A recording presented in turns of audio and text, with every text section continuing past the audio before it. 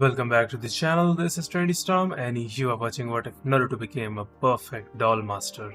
If you enjoy this video, please like, share, and subscribe to this channel. Now, wasting no more time, let's start the story. The Hidden Leaf Village. A 14-year-old Naruto was attempting to dodge a mob that was calling him a demon while he was running down an alley after making multiple attempts. Naruto was eventually able to get rid of them by hiding inside a dumpster. When he opened the lid and saw that no one was nearby, he wiped away the trash that had now accumulated on his body and his face to remove the tears and perspiration. Naruto turned in complete terror as he heard something coming from the other end of the alley. However, his face glowed with an unheard of joy when he realized who had made the sound. His Jiji, the third Hokage of the Leaf, Sarutobi Hiruzen, was standing at the end of the alley. The Hokage had to ask, raising his eyebrows as he looked at the boy. "Naruto-kun, if you don't mind me asking, why were you in the dumpster?" he inquired. With a sheepish glance at his feet, Naruto remarked, "Well, I was just kind of hiding from these people that chased me." When Sarutobi heard this, he became furious and decided he could not stand it any longer, so he took action. "Well, Naruto-kun, I came here to ask you a very important question. How would you like to come with me to the Sand Village on a little trip?" the third Hokage responded. Naruto's eyes glowed like they were under a fire jutsu as he grinned from ear to ear and heard that he would be able to escape from all of the evil people who pursue him. The young boy said, "Of course, I would love to go anywhere with you, Jiji. When are we leaving?" He smiled softly and said, "We're leaving tomorrow morning. Naruto-kun, come on and let's get you packed." The third Hokage, however, instructed his concealed Anbu to be anything but gentle to those they discovered pursuing young Naruto while he was speaking to him. "Fortunately, I have a spy in their small group, so I won't allow Danzo and Hamaru to try to pass you off as Danzo's rude Anbu." One Nara Shikaku, the temporary Hokage and leader of the Nara clan, sat at the Hokage's desk the following day. Wind Country border Fire Country. The third Hokage was sitting with Naruto by the campfire at the border between the Fire and Wind nations, telling him about his experiences fighting. For his part, Naruto was clinging to every detail he could, cheering or opening his eyes wide when the exciting parts arrived. He would laugh and smile when the funny parts came, and this continued long into the night until young Naruto fell asleep. Naruto awoke the following morning to the smell of cooked meat, and as he peered out of his tent, he saw his Jiji preparing what appeared to be rabbit. The young man said, "Morning, Jiji, what are you cooking?" The old Hokage told his young charge, "Rabbit Naruto, come here and have a bite to eat. I have to be in the Sand Village by this afternoon." Naruto's eyes grew to the size of ramen bowls as he bit into his piece of meat, since nothing was as good as the food of the gods. This tasted better than anything he had ever had for camp food, though not as good as ramen, mind you. Naruto had to ask him a question after he finished his meal while assisting the Hokage with packing up their camp. Naruto, who loved the various jutsu he saw while spying on the Anbu that would follow him, asked, "Hokage Jiji, why are we going to the Sand Village anyway? Oh, and do they have any cool jutsu like we do?" "Well, I need to go to the Sand Village to talk to their leader, the Kazekage, about our peace relations and their daimyo taking missions from them," the Hokage responded. "And yes, the Sand Village has many cool jutsu. They specialize in wind jutsu, weapon crafting, and their legendary puppets." The Hokage picked Naruto up and ran into the desert toward the hidden Sand Village with his Anbu guard at his side after telling him about the jutsu from the Sand Village. The secret Sand Village. The Hokage and his Anbu began to slow down as they ran up to the gate to the hidden Sand Village, but he stopped to greet the Sand Anbu. As it approached, he saw that the Anbu were on guard and said, "Hello there, Anbu Sans. I believe the Kazekage is expecting me." Learning that the Kazekage received a message from the Anbu leader informing him of the arrival of his guest, whether he liked the unexpected visitor, the Anbu captain asked, "Hokage-sama, if I may ask, who is this little boy with you?" With a hint of threat in his voice, Sarutobi said, "Well, if you must know, this little boy is Uzumaki Naruto, someone I see as a grandson, mind you." The Anbu's eyes enlarged in terror at the expression in the Hokage's eyes, recalling old war tales of what the former Hokage might do. The Kazekage was giggling in his mind over his Anbu's good fortune as he interrupted the Hokage and Anbu's conversation. The Kazekage joked, "Hokage-sama, I would really appreciate it if you could not frighten my Anbu to death." Sarutobi joked with his old friend, "But it's so fun, Kazekage-sama, though if you really like this Anbu I won't." When Anbu the Kazekage turned to face him, his eyes went from being joyful to being the battle-hardened ones that many ninja feared. He gestured for his Anbu to take the others to their hotel and led the Hokage and young Naruto to his office, saying, "Now I believe that we have business to do in my office." As Naruto and the Hokage entered the Kazecage's office, they noticed 3 children conversing behind the desk. The Hokage made the decision to begin the meeting by approaching and taking a seat in front of the desk with Naruto next to him. "Kazekage-sama, if I may ask, are these 3 children you kids?" he inquired. The Kazekage introduced his children with a proud smile. He pointed to each of his children and said, "Yes, these are my children, Temari, Kankuro, and Gaara." The Hokage grinned genuinely at the 3 of them and said, "Well, it's nice to meet you 3. The Hokage, eager to start this meeting, said, "Now, why don't we send them out to play with Naruto-kun so we can get to business then?" The Kazekage turned to his kids and nodded. The loving father said, "Kids, go play outside the building, but stay within sight." The Leaf Council room. Danzo, Kaharu, and Hamaru, the Hokage's 3 advisors, were seated in the council room, and they all had a sullen expression on their faces. "That old fool ruined my plans again, taking that damn demon with him to the sand. He was supposed to go missing while the Hokage was gone so we could make him into a weapon against our enemies." Danzo was beaming with rage. Kaharu turned to cough and grinned at Danzo and Hamaru's botch scheme because she was actually a Sarutobi spy on the council. She smirked and glared at Danzo for failing, saying, "Well, if your plan doesn't work then we will have to wait for another time." With a twisted smile and a gleam in his eyes, Hamaru said, "Yes, we will perhaps if we send him to the Hidden Stone Village. He won't bring the boy wouldn't want them to hurt the spitting image of the 4th now would he?" Danzo said while grinning at Hamaru before breaking into a laugh that would make Orochimaru wince. Danzo stated, "Yes, that is a very good plan. In fact, by that time I should have my surgeries done, being 1 step closer to immortality." While Kaharu was thinking of a way to assist the 3rd Hokage and young Naruto-kun, she said, "Maybe your plan won't fail like Danzo's did this time. I have to figure out how to let Sarutobi know that I can't let young Naruto-kun down again." The Sand Village. After Temari and Kankuro left to go to their lessons, Naruto and Gaara were playing in the streets of the hidden Sand Village, which was now in the middle of the afternoon. Kankuro was training in the puppet arts of the sand, and Temari was learning to be a wind mistress before they were even required to attend the academy. They both had to put in extra effort for their jobs. As Gaara and Naruto ran around playing ninja, the other people, who despise Gaara because of the demon he carries, glared at them. Thinking he might have done something wrong, young Naruto asked, "Gaara, why are people glaring at us?" Both Gaara and Naruto stopped in front of a group of ninja with their swords and kunai drawn as they turned down into an alley after realizing they were too far from the tower for his father's taste. However, Naruto reacted as he would in this kind of situation at home, running as fast and far as he could, turning down numerous alleys without even bothering to slow down to see if anyone was still following him. Gaara gave them a glare, knowing that they posed no threat to him or his new friend because his sand would protect them. Naruto was in for the surprise of his life when he tripped and fell into a very deep hole. After discovering that he was in the bottom of a very deep hole, Naruto stood up and went to what appeared to be a door with a red scorpion on it. He wiped away his tears from being chased and despised here and opened the door with the leaf. A tiny amount of purple gas emerged as he breathed in the gas, which made him feel nauseous and exhausted, but after coughing for a few minutes, he felt much better. He noticed that there were numerous other doors in the dimly lit room, as well as shelves that contained a variety of items that Naruto couldn't identify because of the dust. He also noticed what appeared to be a desk with additional light coming from it, 2 pieces of paper above it, 2 journals, and a scroll below it that had the same names as the papers. A woman named Chiyo appeared to be the author of the first paper. "I am Lady Chiyo, one of the fabled siblings and the leading puppet master of the sands.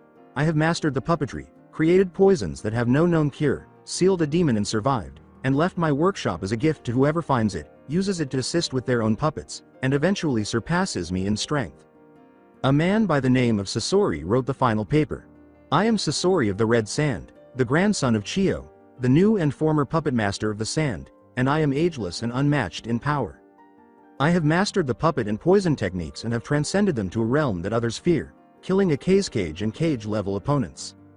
I have left this workshop to demonstrate that no one will ever be able to match my power and prowess. You can try to be the haughty shinobi I know you are, but you will fail. Therefore, use this room to help make your own puppets stronger.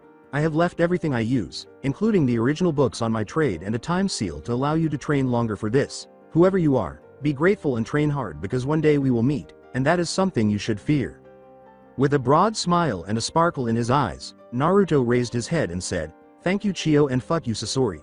I will be the best and one day meet and beat you both."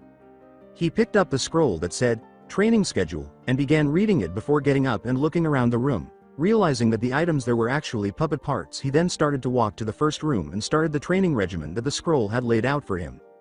Hotel Desert rose halfway through their conversation. The Kazekage and Hokage turned to see Gaara run in with a worried expression on his face, and he told them the story of how he and Naruto were attacked. The Kazekage and Hokage immediately called their Anbu and sent them to find young Naruto, but now the Hokage was sitting in their room, his age clearly visible, his eyes sunk in, and the crease on his brow worried sick about Naruto. The Anbu hasn't found him yet, but they are aware that no one has taken him out of the village, and security has been tightened. The Hokage would stay in the sand for however long it took them to find Naruto, and the next day he would begin searching as well.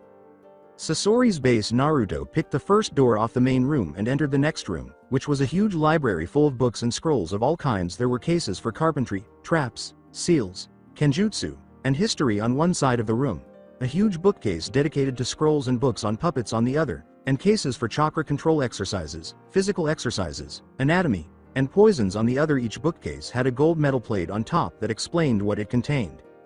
Naruto decided to finish exploring before returning to look at all the books, so he entered the next room, which was a puppet workshop with shelves and a number of enormous workbenches. The shelves contained parts of various sizes and shapes, gears, hinges, and other parts, such as clothes and wigs, while the benches contained every tool imaginable for making puppets, along with some basic puppet blueprints.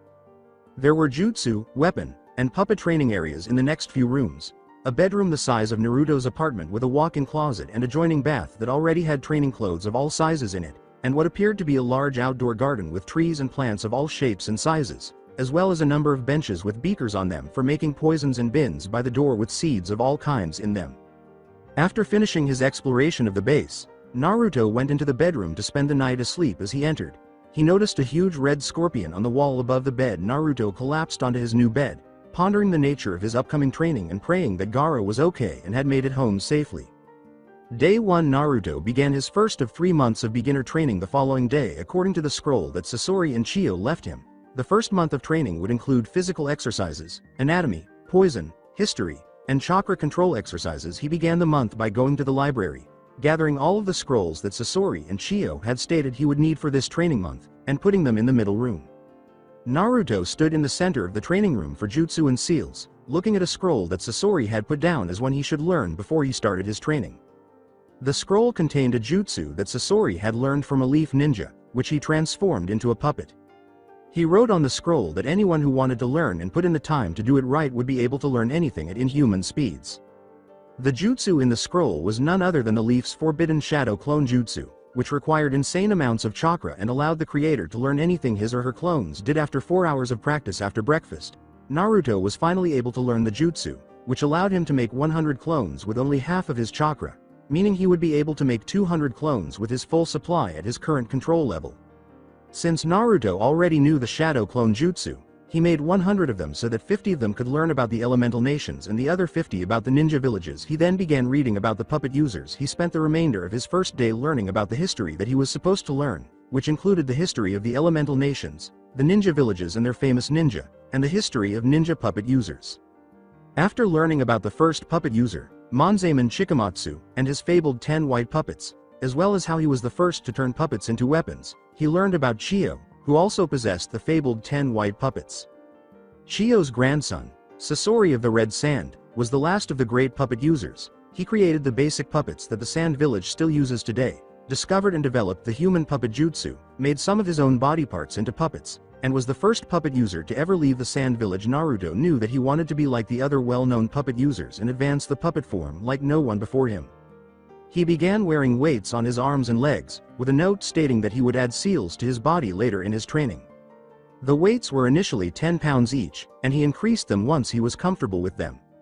He began by performing push-ups, sit-ups, pull-ups, running laps, and jumping jacks with a few other exercises throughout the remainder of the month. Chio and Sasori gave him a number of exercises that he was to learn and be able to perform a specific number of them in a specific amount of time by the end of the month. The only difference in this portion of his training was that he was not allowed to use his shadow clones for it. In order to help him manage his vast chakra reserves, he was also instructed to begin practicing chakra control exercises. He began by learning the kunai floating exercise, which he then began to master with the help of his shadow clones. The scroll then instructed him to learn the tree or wall walking exercise, which he did on the training room walls before using shadow clones to complete it. He also began learning the fundamental exercises of the sand village, such as the sand walking and sunblock exercises, which he also had his clones learn in order to master them more quickly. Sasori had left behind a number of practice dummies that taught him the anatomy, which he considered to be one of the most interesting things he had learned that month. The dummies showed him the vital organs of a person and how to dissect them while maintaining their chakra network. Some of the dummies even had targets on them to indicate the best place to attack in order to knock out or even kill his opponent during the dissection. He also began learning about chakra scalpel jutsu, which would make it easier to keep a person's chakra network intact. Although he was still unable to master the jutsu, he made significant progress, even with the aid of a real scalpel.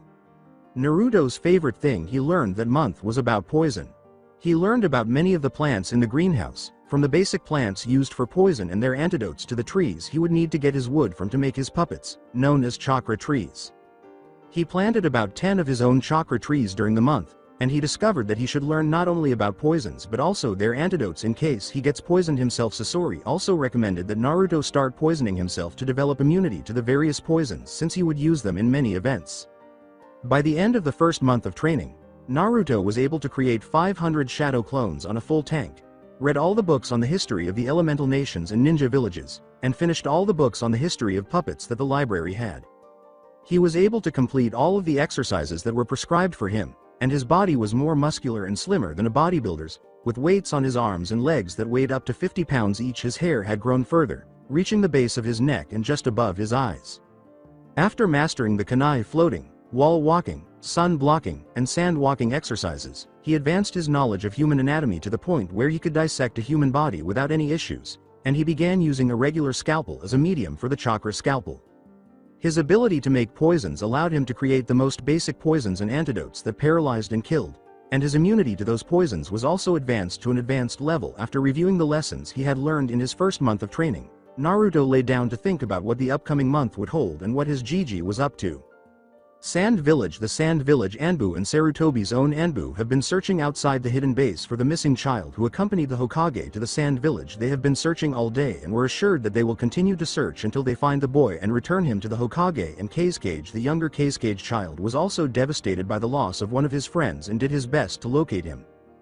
Day 2. Naruto went into the library like the previous month and collected all the books and scrolls he needed before placing them in the main room. After learning that he would be learning about carpentry, traps, and basic puppetry in addition to the basic exercises he had completed in the first month, he was also supposed to be working on his poisons, perfecting the chakra scalpel, and beginning on chakra strings. After reading the carpentry books, Naruto went into the puppet workshop to practice on some ordinary pieces of wood. Over the course of the month, he began learning the finer points of carpentry, making some basic weapons and some basic puppet parts. Eventually, he began chopping down his chakra trees and turning them into wood for his own puppets. When he was ready to learn that aspect of his new trade as his clones chopped down the 10 full-size trees he grew with his chakra, Naruto was working on creating and developing immunity to a few more poisons, such as the hallucinogens and the chakra sapping ones. He learned a lot about trap making from the library's books. From creating traps to guard camps to putting traps on his puppets. Naruto began by using the training room from his physical training for the standard traps, letting his shadow clones enter and set them off. He then started using some of the simple practice puppets for his puppet traps, taking one section at a time and experimenting with various traps on it, such as releasing weapons and poisons, nets, and ninja wire. When Naruto finally got the chance to learn about puppets and use them, he jumped right in and absorbed everything. He began by creating chakra strings out of his fingers, and in less than a week, he was able to create one on each finger using his shadow clones. Subsequently, he attempted to move some of the parts around the puppet room, first moving an arm across the room and making it zip around the chairs and benches. About halfway through the month, he was able to move a complete puppet and make it behave like a human from head to toes. The second month quickly came to an end, and Naruto, who was now a little taller, sat down on his bed and reflected on his most recent training month. His chakra scalpels were progressing well, and he could now almost make them on the spot. He used his carpentry skills to create any puppet part he needed, and he also developed his own special symbol, such as Sasori's scorpion, which was a red whirlpool with a leaf in the center. His poisoning abilities also progressed well, as he was able to create traps that were immune to low-level chakra sapping and hallucinogens after he had mastered the traps that the books and scrolls demonstrated to him. Naruto began to create a few new traps of his own, such as electric shocks and flamethrowers. After learning the fundamentals of puppet jutsu, Naruto began creating the 3 basic puppets that Sasori designed and that all beginner puppet masters use: the black ant, crow, and salamander models. Although he was able to create these basic puppets, he still had a way to go on the seals and was able to use all 3 simultaneously as if they were intended to be used. Naruto lay in his bed and hoped that someone would discover him soon after his 3rd month of training so he could take his Gigi home. Day 3 finally, the final month of training arrived, and it looked like the most exciting part for Naruto, yet he would learn storage seals, basic weapons used by puppets, seals used by puppets, and the jutsu used by his first 3 puppets. Naruto also set a goal for himself to design and make his own puppet, and he knew that he would have to leave by the end of the 3rd month in some way because the food and water would have run out and he would have nothing left to eat. The library had a lot of books and scrolls about storage seals and seals in general, and Naruto began learning everything he could about them during his 3rd month. He discovered that storage seals could hold as much as you needed, and that Sasori and Chiyo had left him plenty of blank scrolls to practice and create his own storage seals. One of the most intriguing things that Naruto thought of was that he could make storage tattoos to hold his puppets directly on his body so that only he could remove them throughout the entire month. He had his clones work on all the different seals he wanted to learn, allowing them to paint the seals precisely and teach him how to make his own unique storage seals. In addition, he was learning about the various seals that his 3 soon-to-be 4 puppets would require. Naruto had already begun working on the storage seals, but he was also working on seals that would shock someone when they touched the puppet, seals that could shoot senbon and kunai, seals that would release poison gas, and a seal that would return any puppet to him in case they were separated. In addition to the seals that would aid him in battle, they recommended that he learn some that would ensure that his puppets wouldn't break apart unless he wanted them to, as well as seals that would shield them from fire and other harsh conditions. Naruto entered the weapon training room and proceeded to the storage room, which was filled with weapons he had only heard of. While there were no special weapons like the fabled sharkskin or lightning fangs, there were plenty of practice weapons, some of which were even good enough to use in combat. He picked up a box of senbon, kunai, and shuriken, and after practicing with each one alone and with a practice puppet, he returned to the storage room to try to find a nice main weapon for his new puppet he was creating. As he walked to the back of the room, he noticed 2 weapons hanging on the wall: a pair of curvy scimitars, and a naginata with a blade on one end and an axe on the other. Naruto practiced with these weapons for the remainder of his training, reasoning that if he was going to have his puppets use them, he should be able to use them as well. In his spare time, Naruto began creating his own puppet.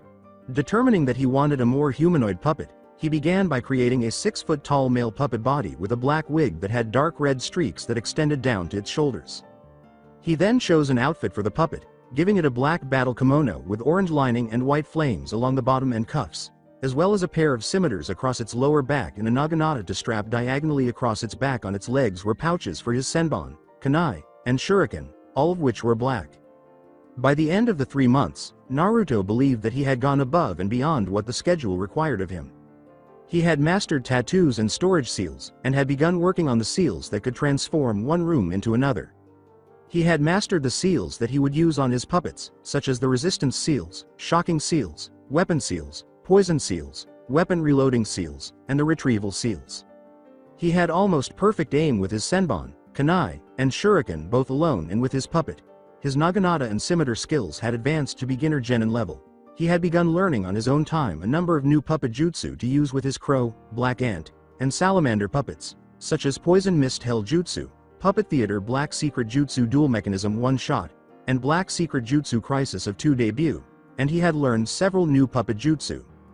Naruto began preparing to depart, aware that he would soon have to depart.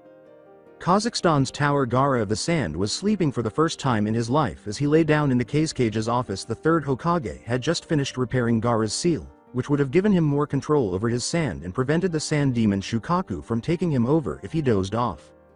The Kazekage, his father, asked Hiruzen to repair Gaara's seal because he was also a master sealer and could help his son. They had just returned from another day of searching for Naruto, but they had found nothing. Gaara was becoming irate with any villager who tried to approach him and was even beginning to kill people for giving him the wrong look. As the Kazekage and Hokage were sitting in his office, a huge chakra surge from somewhere in the village interrupted their conversation, bringing Tamari and Konkuro into the office and waking up Gaara as well. Sarutobi's eyes brightened when he felt the chakra because he recognized the chakra and asked the Kazekage to reassure his Anbu that it was okay and that they would take care of it before he and his kids left the office. Sasori's base. After completing his training, Naruto began sealing everything in the base, including weapons, scrolls, puppet parts, and furniture.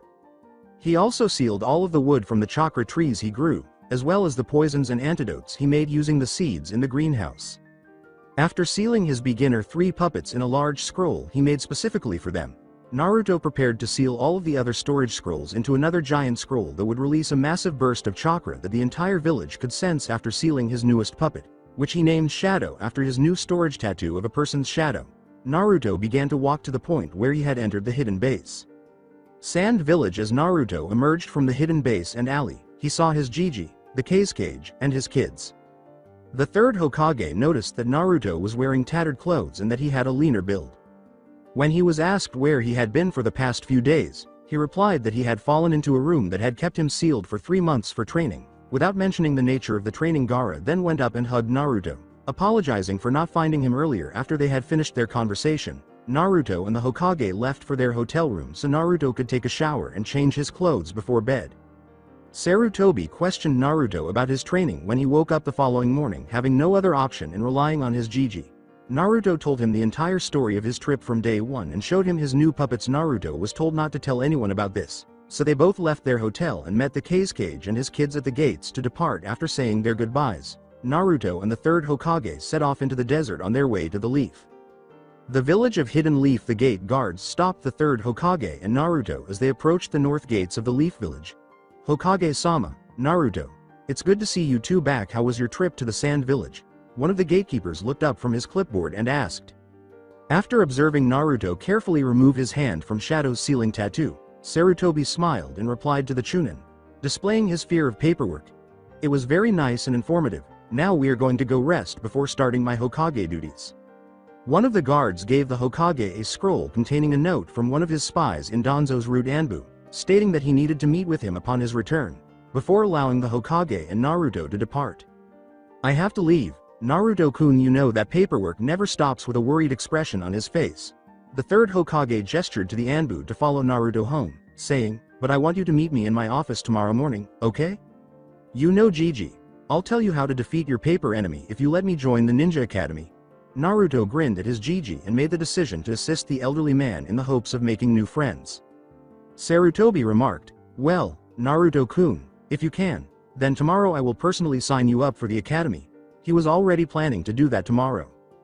It's very simple, just use shadow clones, Naruto said, jumping up and down and dancing around his Gigi. Naruto smirked and said, you learn everything they know, before he saw the Hokage collapse in front of him. The third Hokage got up, brushed himself off, and tried not to appear too weak that he needed a child's assistance. Well, Naruto-kun, I guess you win the bet. Tomorrow we'll sign you up for the academy, he said, before Naruto gave him a hug and leaving to meet his spy in the tower. Naruto turned around and began to walk home, with Anbu following him all the way to ensure that no one would try to harm him as he had the last time he was in the Leaf Village. The only difference between this time and when he was followed as a younger child was that he was aware of their presence.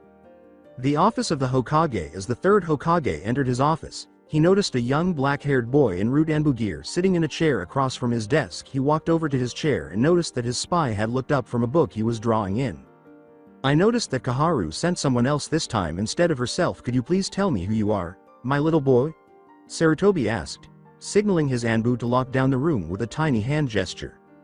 My name is Sai Hokage-sama, and I am also one of Danzo's most trusted root operatives.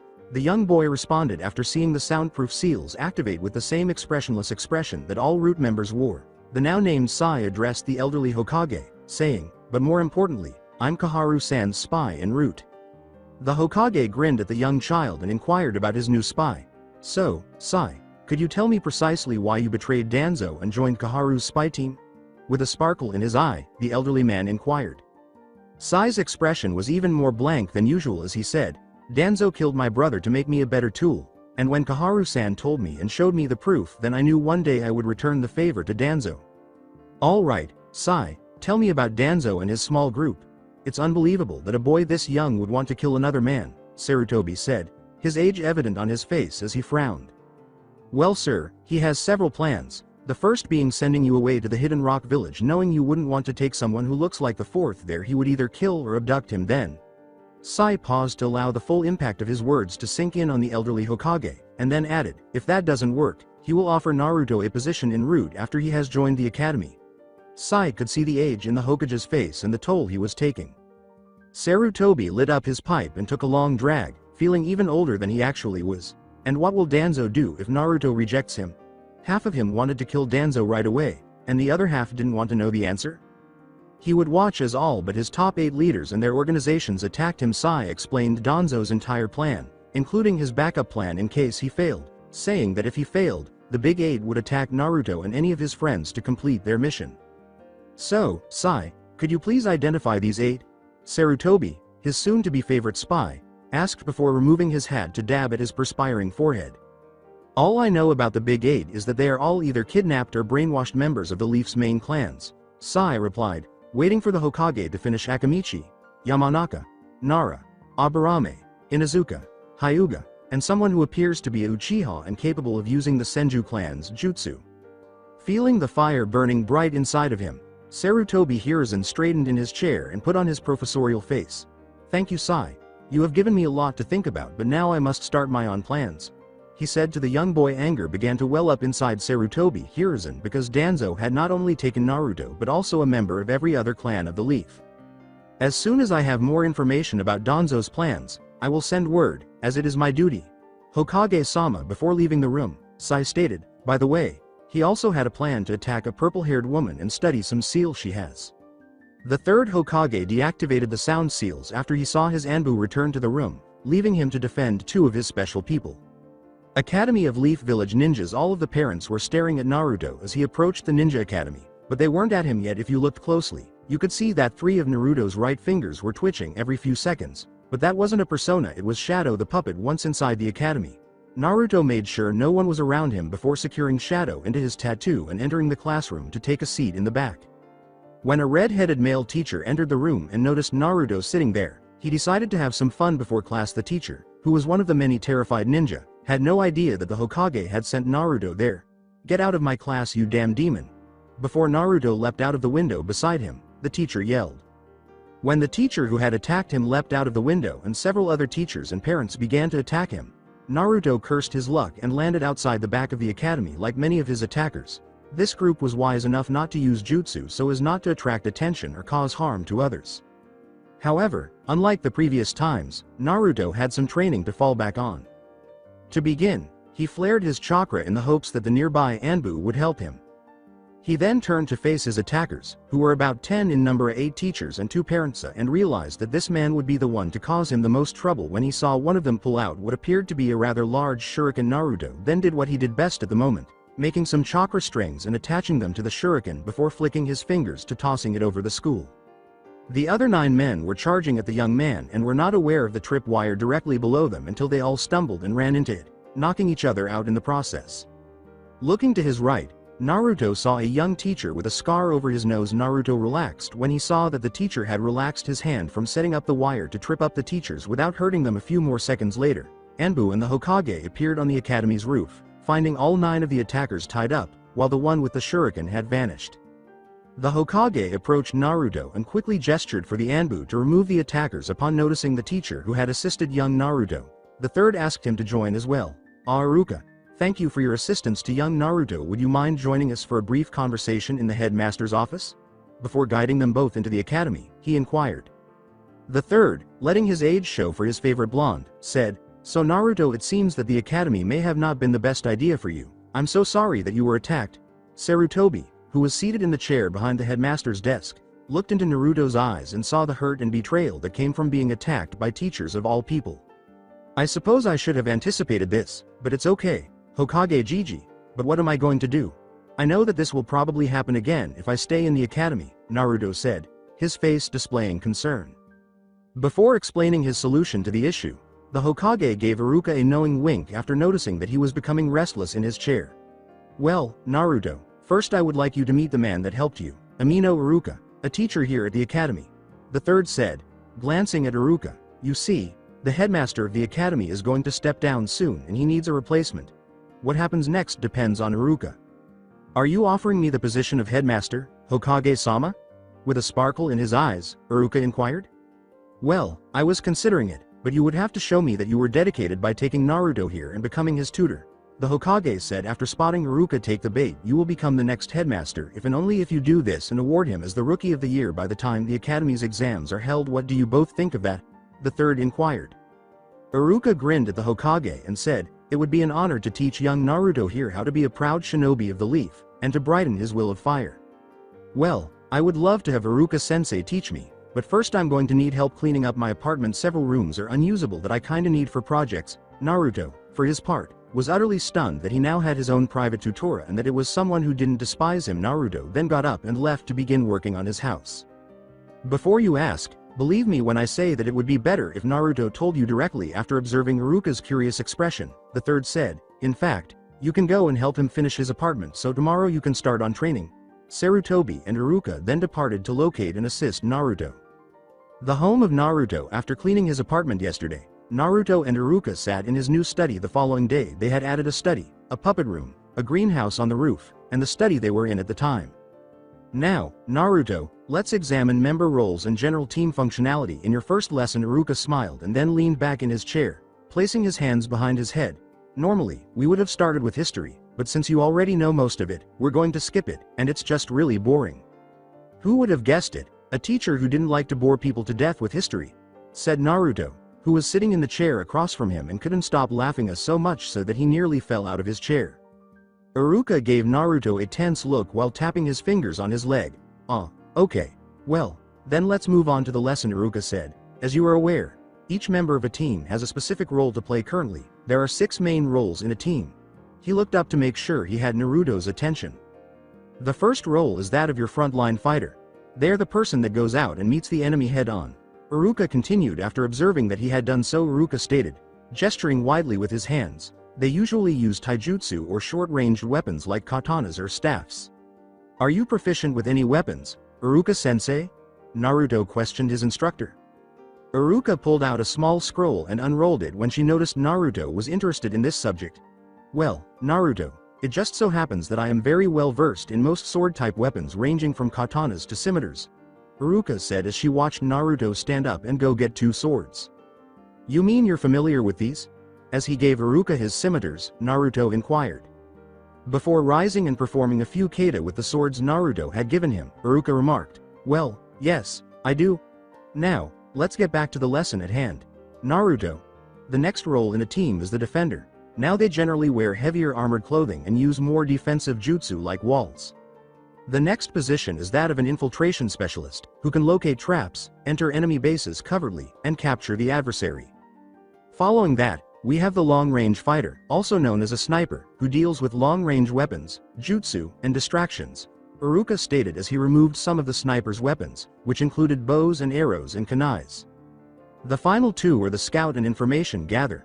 The person who goes ahead of the group to locate enemy bases and verify targets is known as the scout. However, the majority of the information gatherers are kunoichi, who can either pose as secretaries or entice the enemy to obtain the information they require. So these are the basics of team roles, right? I mean, a team will more than likely have more specialized members on it depending on the team, right? Naruto asked, pulling out a notepad and sketching some new puppet ideas, as he began to absorb the lesson that Iruka had taught him. Before moving on to lessons about the history Naruto was unaware of and manners until it was time for him to depart, Iruka stated, of course each team can be specialized. Naruto. Now before we go on to your next lesson, I want you to take these teams here on this paper and sort the members into their roles on the team.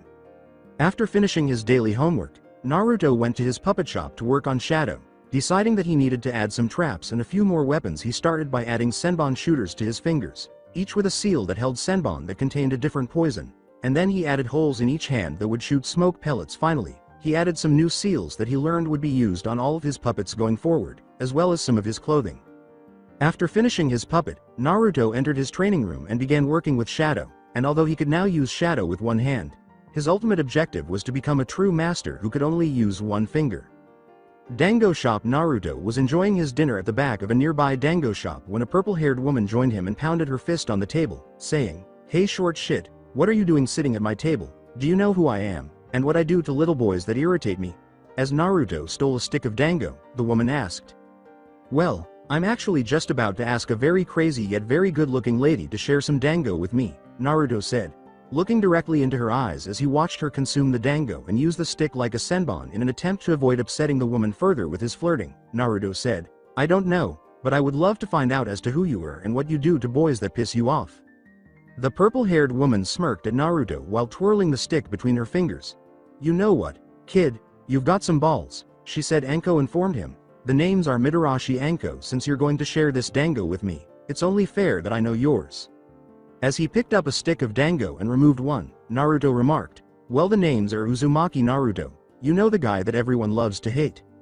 Ah, the notorious Naruto. I've heard that you visited the Sand Village with the Hokage. Have you made out with any attractive women? Anko winked as she asked. The young puppeteer, choking on the piece of dango he had just eaten, said, well, none of the girls I flirted with were half as sexy as you. He was so nervous that he started moving his fingers in a puppet motion set. You sure know how to make a girl feel good, don't you, shorty?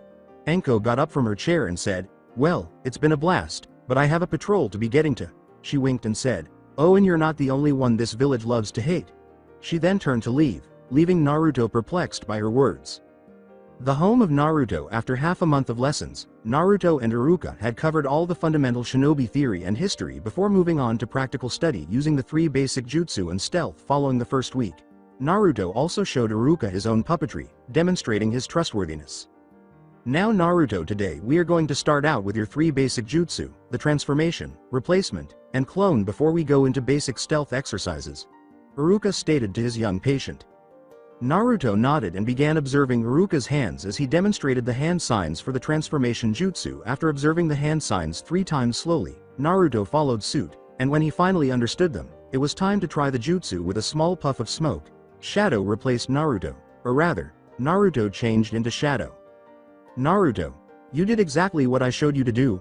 Iruka patted Naruto on the shoulder and said, good job, Naruto. It's normally very hard for one to use the transformation jutsu with very little smoke the first time.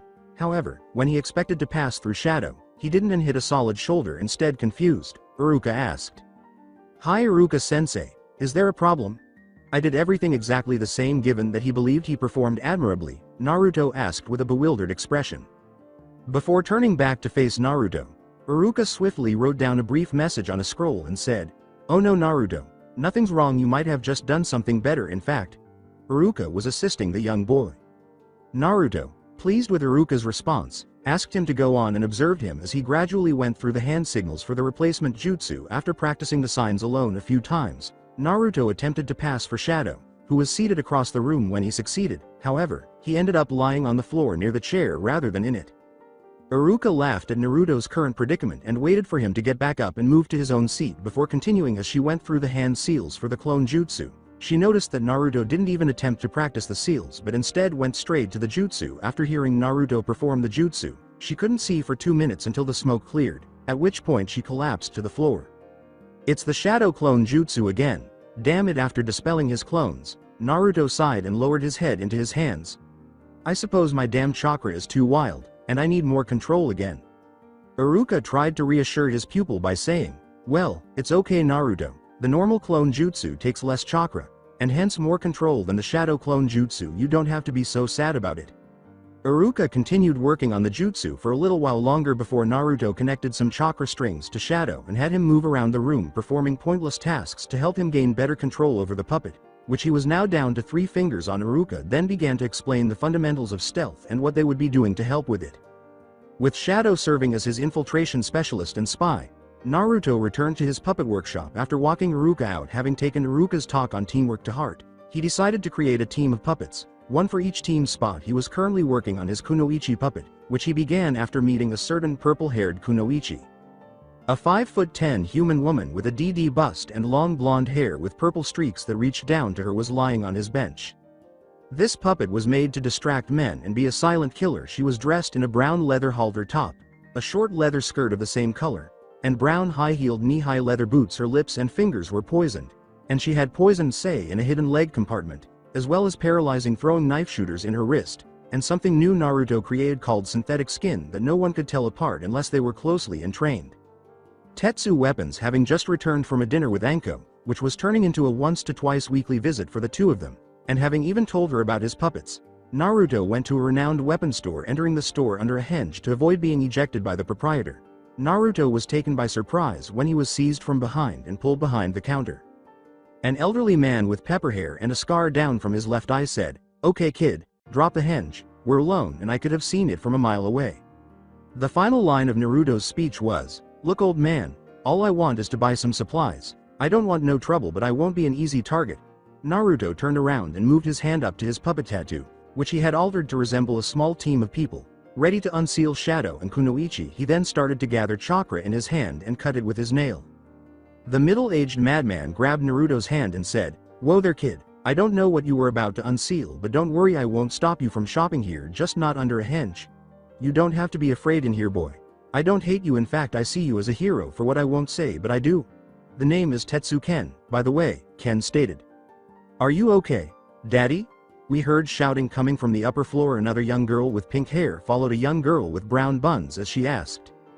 Ken approached them and placed a hand on each of their shoulders after glancing at his daughter and her friend. "Everything fine, Tenten. This is Naruto, a very special new customer," he said. "Tenten, my daughter, and her friend Sakura are here." "Naruto?" Ken gestured to the two young girls. "It's good to meet you, Sakura. Tenten, can I resume my shopping now, Ken-sama?" As he prepared to create some new puppets, Naruto asked. "Yes, Naruto, but tell me, if it's okay with you, what were you going to unseal back there?"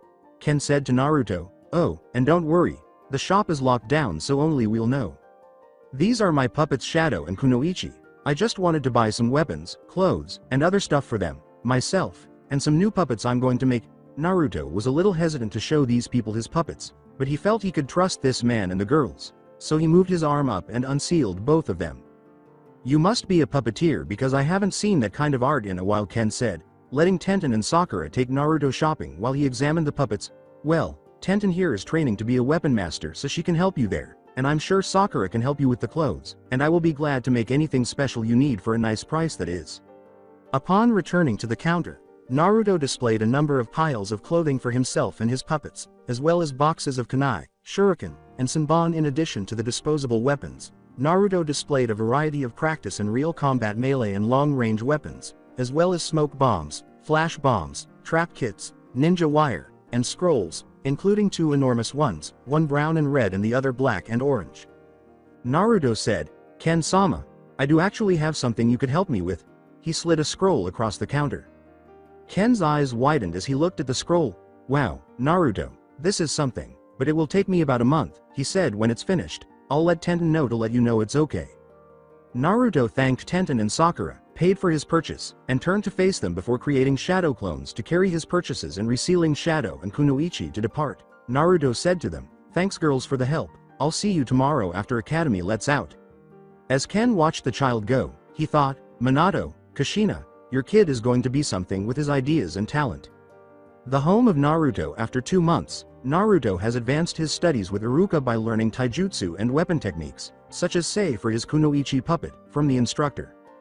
In his free time, Naruto continued to eat dinner with Anko and spend nearly every other day in the park with Tenten and Sakura. He occasionally asked them to teach him some of their Kunoichi techniques so he could use them with his puppets. Speaking of his puppets, Kunoichi only occupied 3, while Shadow was reduced to 1 finger. Naruto's proficiency with ranged weapons, such as the short, long, and crossbows, would be enhanced today by Iruka. Today would be the last test of Naruto's use of these weapons, which they have already spent roughly half the month teaching him the fundamentals of. Now, Naruto and Iruka stood outside his apartment with 6 targets in line, 3 of whom were motionless and the other 3 of whom were moving.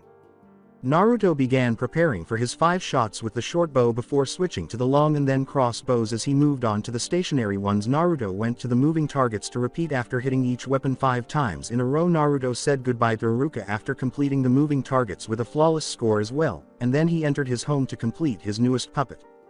He was a 5'11" human male who was the 3rd member of his puppet team. His name was Sogekihei. They wore shinobi pants, boots, and a long-sleeved shirt with new seals that would make them appropriate for any setting. Like the senbon, shuriken, and kunai launchers his other puppets possessed, he carried a leather quiver and a long, dark brown bow on his back that were loaded with arrows and had a refilling seal. He carried 2 small crossbows on his hips, which were equipped with seals that applied various poisons to the crossbow bolts that were kept in his arms. Wind seals were attached to each bolt and arrow, making them sharper and more rapid than usual. Additionally, Kazekage himself used earth seals to trap his adversaries using a C-rank mud swamp jutsu. Naruto's glasses and the new seals he had placed on his clothing. The sight and recording seals were also on him. Naruto purchased an earring with hearing seals, and he also owned a collar with a seal that projected Naruto's voice into the puppet. Den in black and white. Naruto woke up the following morning and went to get breakfast, but because he was not a morning person, he wandered into the black and white den, a shogi and go parlor. Furthermore, it appears that Naruto used the game to practice strategy with Iruka on the day of the major shogi tournament, which he won. And who else is in the finals? Shikamaru, a certain boy with a pineapple for a head. Now omitting the shogi game, Shikamaru rearranged the pieces and uttered in a bored tone, "Troublesome we tied." As he held out his hand to Shikamaru, Naruto said, "Yeah, but we really need to do this again, next time I'll win." Shikamaru spoke while shaking Naruto's hand before heading home. The young shadow user remarked, "Troublesome as this was the name's Shikamaru." The home of Naruto. After a year, Naruto is now 16 years old, has been training daily with Iruka, and has reached Genin level. From one of the scrolls he took, he learned the Leaf Village Taijutsu style, the Sand Village Taijutsu style, and the 3 basic jutsu. He was also at Chunin level with the Naginata, Scimitar, Sai, long bow, crossbow, and short bow. He could now control all of his puppets with a single finger, demonstrating that his chakra control had advanced to the level of a Jonin. Since there would be a significant test tomorrow, Iruka had granted Naruto the day off today so he could study and work on his puppets. 6 shadow clones were now employed by Naruto to maintain his puppets, and each one was already equipped with sight, hearing, and recording seals for the aforementioned senses. The clones were now wearing a new seal that Naruto had discovered in one of Chiyo's scrolls. It was a self-destroying seal that would destroy any stolen puppet. Naruto was now reading another scroll that Chiyo had left him, this one about her teacher and his family, while the clones worked on his puppets. 3 sons and 2 daughters made up the Monzaman family's 5 children, including Chikamatsu himself. Each of the 5 children wanted to support a different village, and it was said that they had a falling out when the 5 main hidden villages began. As everyone is aware, Chikamatsu attended the Sand Village, the other 2 boys attended the Leaf and Rock villages, the 2 girls attended the Mist and Cloud villages, and so on. Now Naruto wondered why the puppet arts were not more popular and why he had never heard of the other Monzaman kids. Naruto was aware that most families, particularly larger clans like the Monzaman, preferred to employ the same ninja techniques. He discovered this while visiting his friends. Sakura and her mother could recall anything they had read or heard. Shikamaru and his clan were not only intelligent but also possessed shadow skills. Tenten and her father were both weapon experts, and he had heard that Enko's family was all trained in animal-related taijutsu. His clones had completed his puppets and dispelled themselves while Naruto was reading this scroll. Naruto shot a chakra string from each finger on one hand and one from his pinky on the hand holding the scroll. After gaining the memories of his clones using the smallest finger movements, Naruto began to practice his puppet movements with Crow, Black Ant, Salamander, Shadow, Kunoichi, and Kazekage in order to keep himself and his team safe. He also practiced multitasking, which Iruka said would be essential on the battlefield if he were to use multiple puppets. Naruto sealed Crow, Black Ant, and Salamander into their new red and brown scroll after finishing the original one before going to bed to rest for his training tomorrow. Shadow, Kunoichi, and Kazekage were sealed into their own group tattoo. The Hokage's tour. The 3rd Hokage was meeting with Sai, one of his top spies, when he activated the silencing seals in his office. As the boy remained stoic, the old man asked, "Sai, my young boy, what have you brought me today?" As he pulled out his notepad to begin sketching, Sai stated, "Well, Hokage-sama Danzo plans to act on 2 of his top plans very soon. He is going to contact Uzumaki very soon with an offer to join Root and receive training, and he is going to do the same with Mitarashi-san." The Hokage looked out his window and took a puff from his pipe. The Hokage questioned his young spy, "Sai, what if they declined his offer? What does Danzo plan to do to them?" Sai looked up from his pad and moved his brush along the paper. If not, he would send all of Root but his top squads after Mitarashi-san to show that he is not to be messed with. He himself would be there to oversee the attack. If he was to succeed in taking Mitarashi-san, he would try to copy her curse seal to use on his other Root operatives. With a worried expression on his face, the Hokage said, "So after he plans on attacking them if they don't come over to his side, well then that gives us some time. Sai, has Danzo suspected you at all on being a spy for me?" "No, he doesn't suspect a thing, Hokage-sama. Every time he makes a more I'm there right beside him. He still thinks that I'm his most loyal tool in taking over the village. He even has me spying on the young Uzumaki and Uchiha boy. Sai replied as he finished his image and closed his book. Sarutobi set down his pipe and grinned at the young boy before continuing as the Hokage put it, "Ah yes, Naruto and Sasuke, so how do those two look to you, Sai?" Taking a deep breath, Sai said, "Well, the Uchiha is doing better than I thought for having his whole family killed. Even though he is still obsessed with killing his brother, I think he may be brought around." The Hokage nodded his head and smiled, inviting him to go on. As for Uzumaki, well, he is a mystery. His ideas for puppets and ingenuity is amazing, as well as his ability to turn people into his friends as seen with Mitarashi-san. Yet I still think that he wears a mask most of the time, not as much of a mask as we have seen, but one nonetheless. Sai concluded his account. Before turning off the seals to let Sai go, Sarutobi said, "Well then, Sai, thank you for the reports, keep an eye on those two for me. I have big plans for both of them. You are now free to go report back to Danzo. I'm sure he is waiting for you." Sai got up, reinserted his pad of paper into his hip pouch, then turned to face the Hokage and bowed before departing to meet with Danzo. Sai said, "Have a good night. Hokage-sama, I will see you again at our next meeting. If Danzo plans his attack before then, I will send one of my animals to contact you to prepare." Before returning and making shadow clones to handle his worst enemy, paperwork, the third Hokage reflected, "I hope that those kids in Anko will be ready for this. Something tells me that Danzo is only going to be the start of a very long and hard journey for all of them." Leaf Village Park. Naruto chose to get up early in order to warm up for the test that Iruka was going to administer by jogging around the village. About halfway through his jog, Naruto came upon one of the many parks in the village. However, unlike other parks, this one only had 2 young girls. Despite sensing that at least 2 other people were observing them, Naruto chose to introduce himself and try to make some new friends. In order to introduce himself and divert attention from his hand that had unlocked Shadow and Kunoichi, Naruto coughed as he approached the girls. Naruto took each girl's hand and planted a kiss on it after saying, "Hello, my name is Naruto." Then, the older of the 2 girls turned a redder shade than Naruto had ever seen in his life. The older one said, "Hello, this is my sister Hanabi. My name is Hinata." When Naruto first saw both of their eyes, he realized that the 2 girls were members of the renowned Hyuga clan, which is why they had bodyguards. "Well, it's very nice to meet 2 beautiful ladies like you two out on a fine day like this. Would you mind if I joined you here for a small break from my workout?" replied Naruto. When Hanabi saw that her sister was unable to respond, she shook her head and gestured for the young boy to take a seat with a gentle tone. Hanabi pushed her sister to take a seat across from Naruto and asked, "So Naruto-kun, what brings you out so early this morning?" In order to find out if Chan could blush like her sister, Naruto added, "Well, I woke up early today and saw how beautiful it was outside and decided to take a small run in town before too many people are up." "And what brings you and your lovely sister out, Hanabi-chan?" Hanabi then turned the same shade of red that Hinata had earlier, exactly as Naruto had intended. Hinata responded with a little giggle at seeing her sister in that state, saying, "Well, Naruto-kun, my sister and I felt like enjoying the park and smelling the flowers before it became too busy," and crowed. Naruto asked, "So you like flowers, Hinata-chan?" before rising and making his way across the park, hiding behind a rather large tree that he knew no one would notice, even with the Hyuga's Byakugan deployed. Before discovering the seal for a very rare flower and opening 2 for his new friends, Naruto unrolled his new orange and black storage scroll. Naruto handed the flowers to the girls as he walked back over to them, hands behind his back.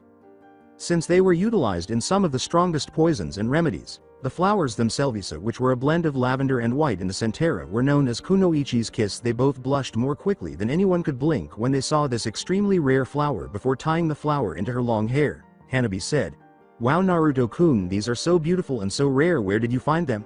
Her sister followed suit. Naruto grinned like a fox and moved his fingers in tiny movements to bring his puppets closer to him and the girls. "Well, Hanabi-chan, when I went to the Sand Village with the Hokage, I found these in an abandoned house. They looked so good that I just couldn't leave them alone, so I took them and have been caring for them ever since, and I know with you taking care of them they will grow to look even better, almost as good as both of you do."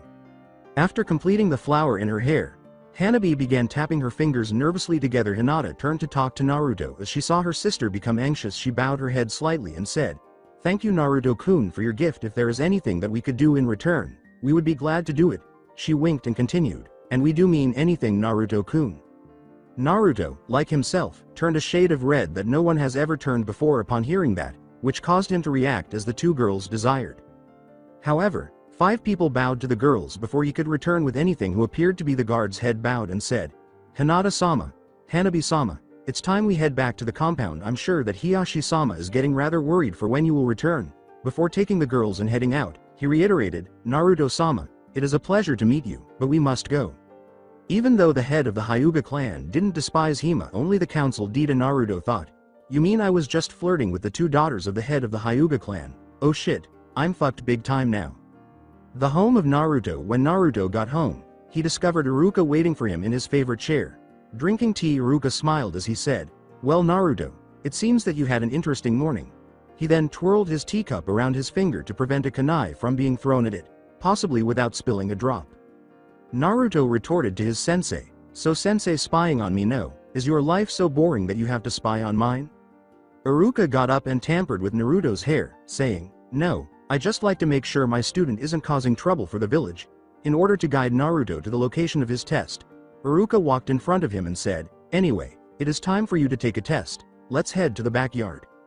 Naruto was wondering what his test would be today as he was walking outside when he was abruptly attacked by Iruka, who was grinning and holding two kunai. Naruto promptly made a clone to divert Iruka's attention. After realizing it was a battle test, he also unlocked his sei, which he had kept sealed in his boots, and gave his bows to another clone so it could assist by hiding in a tree. Iruka went for the real one after eliminating Naruto's shadow clone, slashing his kunai at Naruto's body. To his surprise, Naruto's sei blocked them. Even though Iruka was aware that Naruto had sei sealed on him, he was still taken aback. No, it was the fact that Naruto was using them in place of the pair of scimitar he had had Ken make for him, which are now his preferred weapons. Naruto motioned for the clone to begin shooting arrows at Iruka after noticing that he was taken aback by his choice of weaponry. Iruka, being a master of the blade, simply swatted the arrows away with the modified sword he wore on his back as they began to dance past him out of the sky. This sword was unique because it was the same size as a regular katana but thicker and wider than a bastard sword. With two straight and sharp edges, its handle also featured an elemental seal that allowed him to channel his chakra and a lion head that appeared to be swallowing the sword.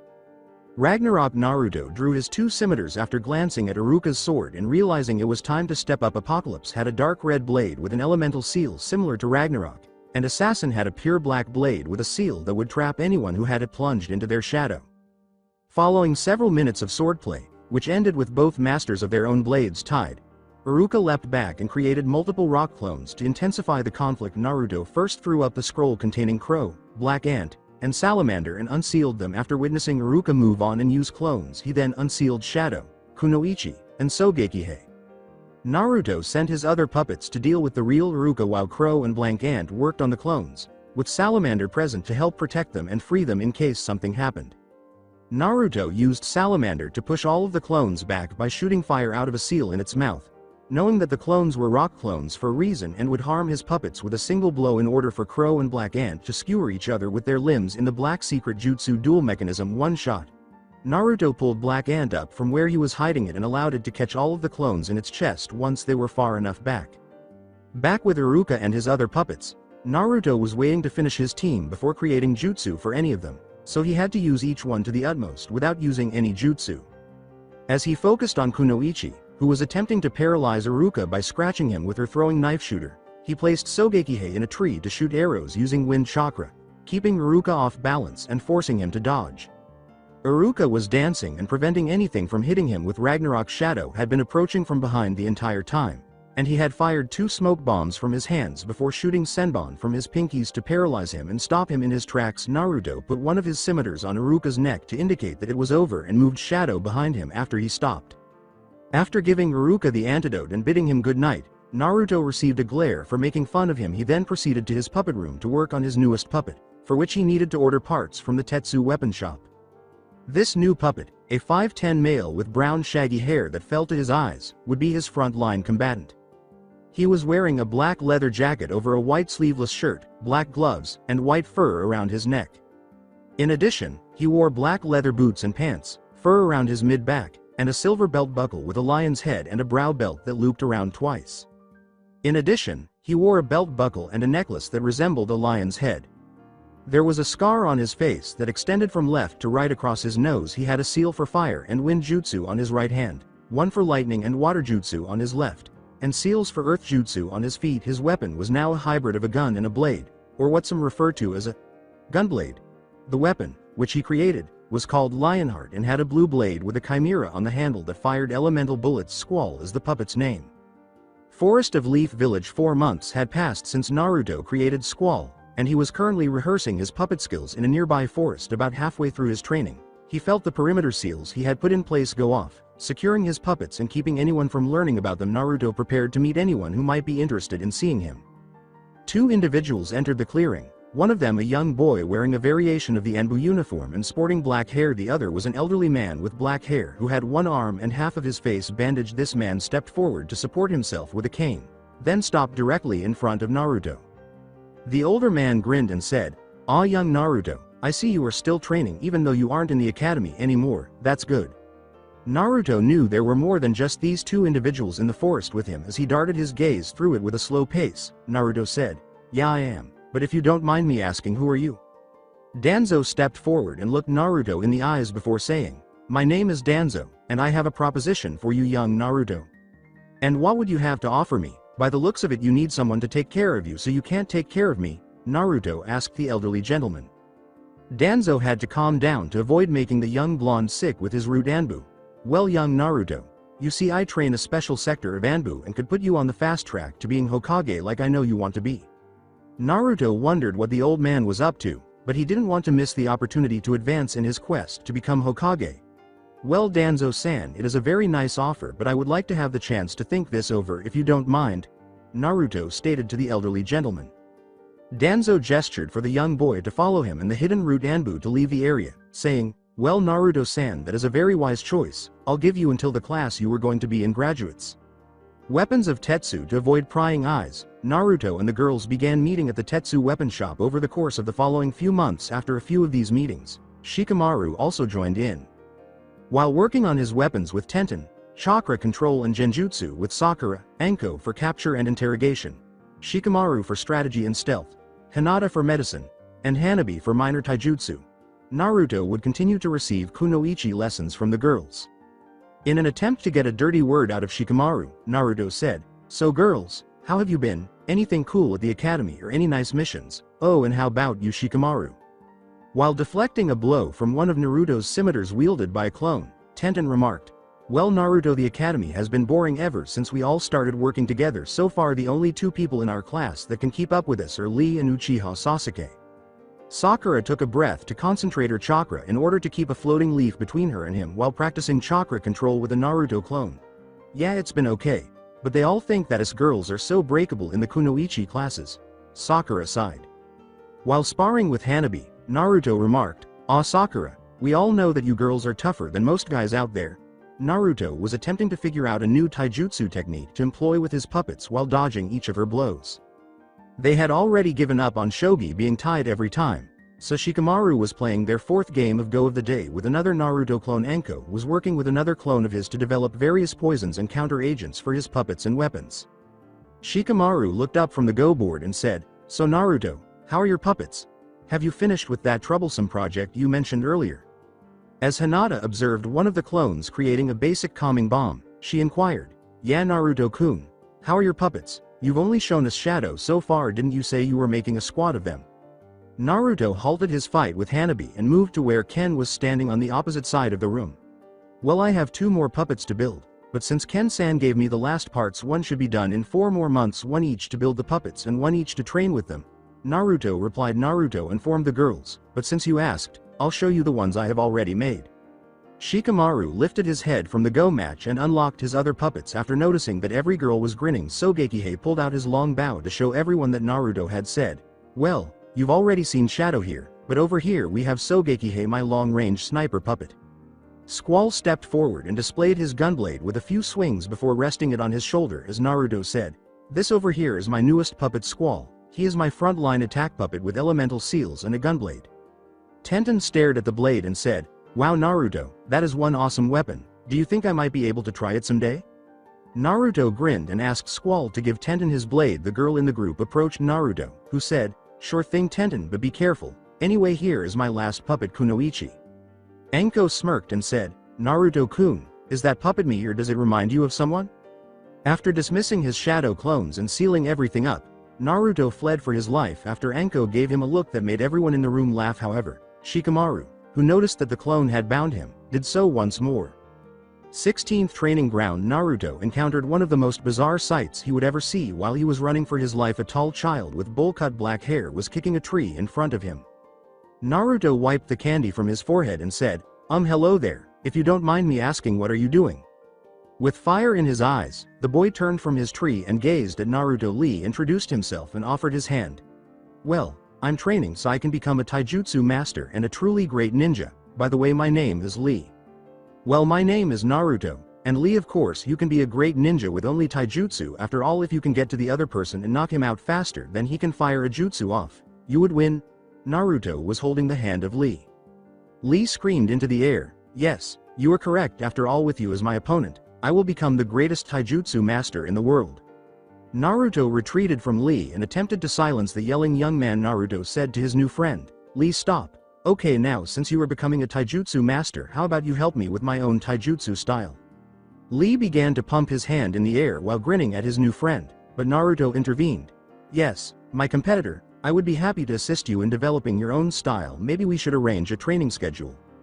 Naruto and Lee made their schedule and then left, with Naruto returning home to rest after a long day. The home of Naruto. By the end of the month, Naruto had completed his newest puppet by adhering to his training regimen.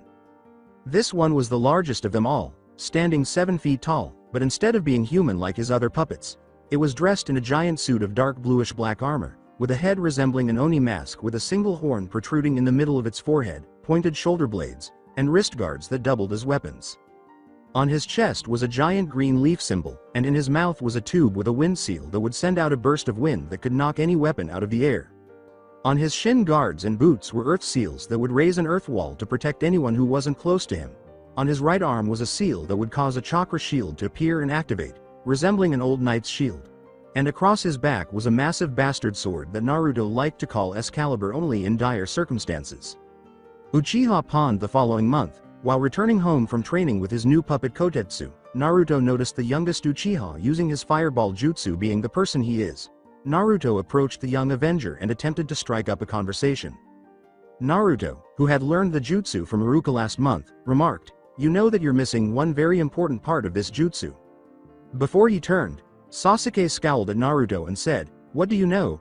Uchiha are the best of the best at fire jutsu." Sasuke was about to perform the jutsu once more. When Sasuke turned around, Naruto countered, "Well, if you focus your chakra in your throat and then do the jutsu." He decided it wouldn't hurt to listen to the blonde, so he tried it, fire-style fireball jutsu. With a shout, Sasuke caused the fireball to double in size before it reached a distance of 12 feet in front of him.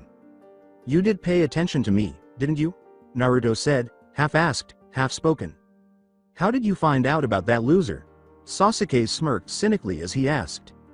"Me and my friends meet here every Wednesday to train. The name's Naruto, by the way."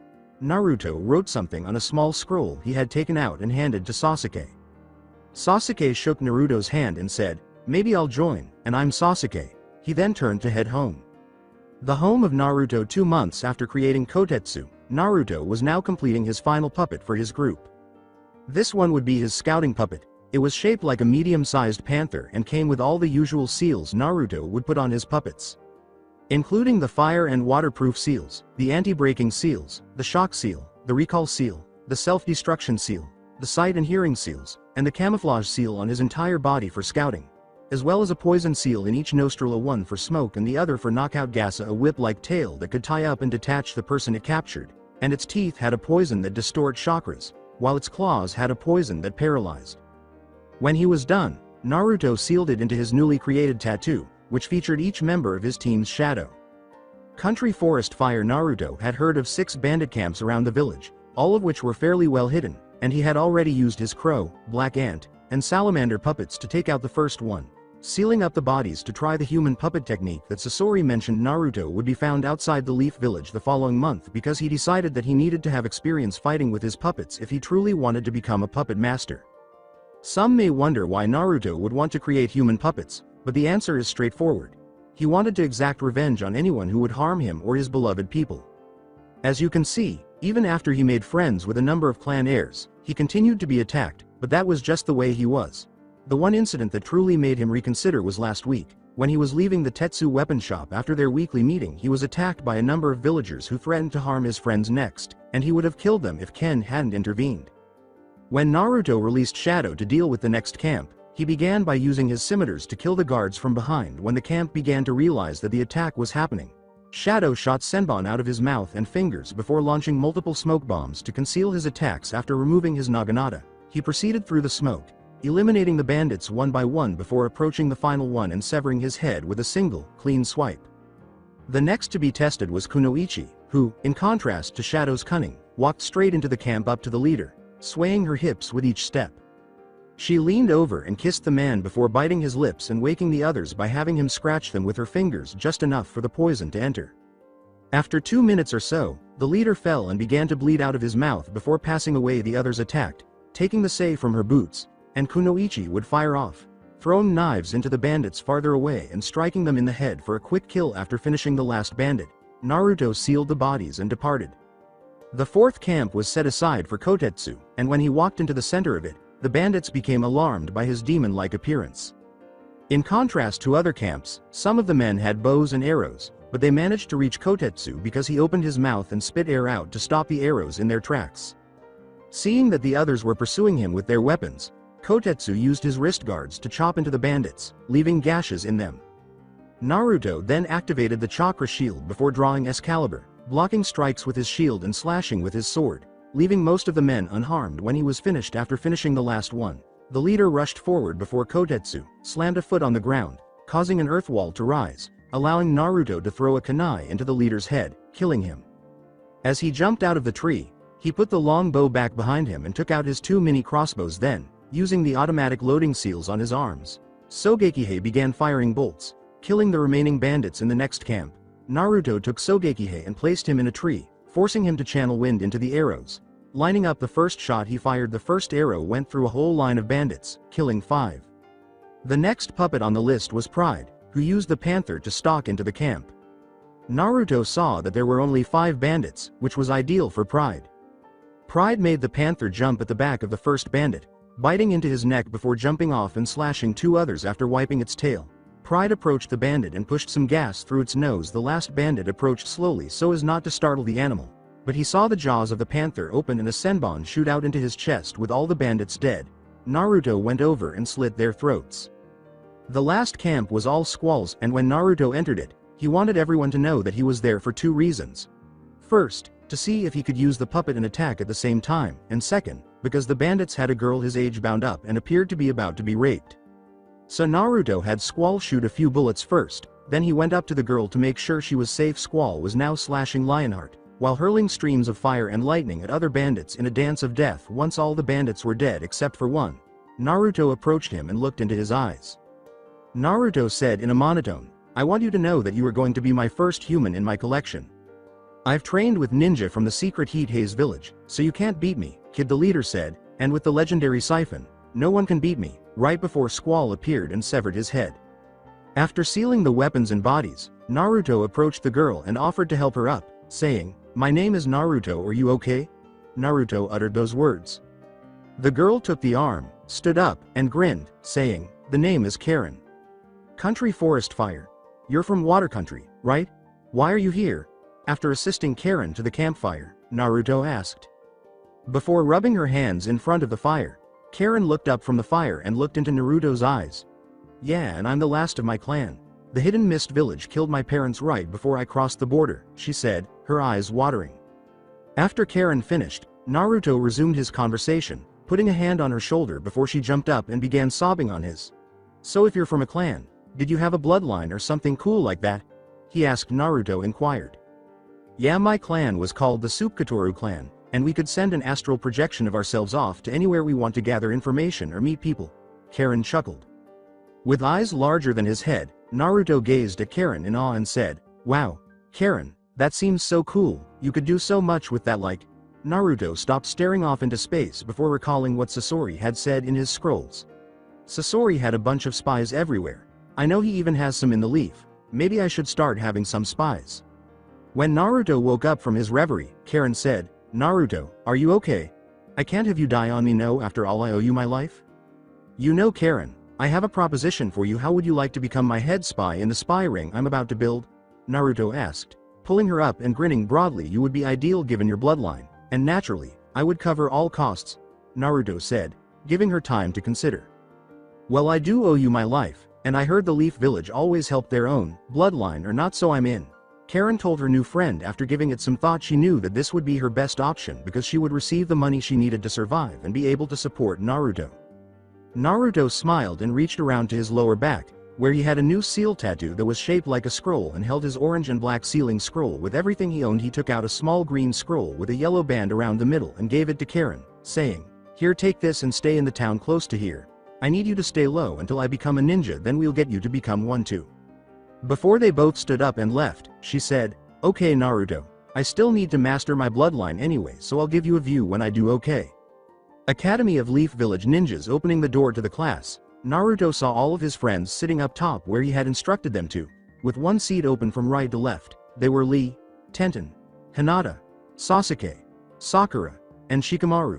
With the empty seat between Hinata and Sasuke, Naruto exhaled loudly as he entered the Ninja Academy, knowing that this was the day he had been waiting for, the day he would take his life to the next level. "Are all of you prepared for this?" Naruto questioned, referring to both the test and his return. After they all nodded, Naruto simply closed his eyes until he heard the teacher enter. When he opened them, he was startled for the first time in a long time because the teacher who had just entered had attacked him when he had first arrived at the academy. As he entered, Mizuki turned to face the students who had arrived early, but to his surprise, he saw the container of the nine-tailed fox. Uzumaki. Naruto. Mizuki was about to leap up to him, braced for an attack, when someone burst through the window. Gazing at Mizuki, Naruto noticed someone burst through the window. Grinning as his plan came to fruition, Naruto waved to the newcomer, asking, "How are you today, Anko-chan?" "I had no idea you would be here to assist with the test." He winked as he asked. "So the snake bitch and demon brat know each other? Well, this should make things easier. I'll just fail him and have him steal the scroll," Mizuki thought as he waited for the rest of the class to arrive after witnessing Anko approach and begin speaking with the demon brat. As the final call came in, Anko departed to allow Naruto to complete this portion of the plan, and Mizuki, who was following all of the students, noticed another person enter. "All right, students, please take your seats and keep quiet," Iruka said. "My name is Iruka, and I'm going to be your head proctor for your test." However, if someone looked closely, they would see that it wasn't Iruka but rather a puppet with a henge on it that Naruto could control with the smallest finger movements. "Who is the blonde sitting next to Sasuke-kun in the back?" "Iruka-sensei," Yamanaka Ino inquired. As he walked to the desk and raised his legs, Iruka grinned at the young blonde girl and said, "That Miss Yamanaka is Uzumaki Naruto. He has been training by himself and will take the test with you." Even though Mizuki was trying to stop him, Naruto aced the written and physical portions of the test in the first half. When it came to the jutsu portion, he was called last after all of his friends had emerged wearing their new headbands. As Naruto entered the room, he saw Iruka seated in the center, with Anko and Mizuki on either side of him. Despite Mizuki's annoyance at his plans being thwarted, Naruto breezed through the motions of the three basic jutsu. Once everyone had finished, the teachers combined the scores before announcing to the class the year's Rooking and Kunoichi. As she waited for the applause to stop, Anko said, "Okay, class, time for the top of the class announcements. At the number 3 spot and top Kunoichi of the year, Hyuga Hinata. The number 2 spot goes to one Uchiha Sasuke." Iruka began announcing the Rookie of the Year after waiting for some people to stop applauding and others to stop asking who was the best. "And the Rookie of the Year is Uzumaki Naruto by 1 point, Iruka said. Before Sasuke stood up, shook Naruto's hand, and began clapping in front of his friends. The entire class fell silent after that. The rest of his classmates joined in. Knowing full well that his friends were pursuing him, Naruto left class to go train and change into his new attire. Hokage Tower. For the 5th time in 30 minutes, Anko stood in front of the Hokage's desk and wondered why she was there. She knew it wasn't the academy because the Hokage was fully aware of their activities there. After taking a long drag from his pipe and entering his office, the 3rd Hokage sat down behind his desk and said, "Anko, we have a big problem on our hands, and I have one last mission for you as a test before a very special promotion." Anko pondered what this mission would be when she was told she would be promoted. "Hi Hokage-sama, what is the mission you have for me?" She bowed as she asked.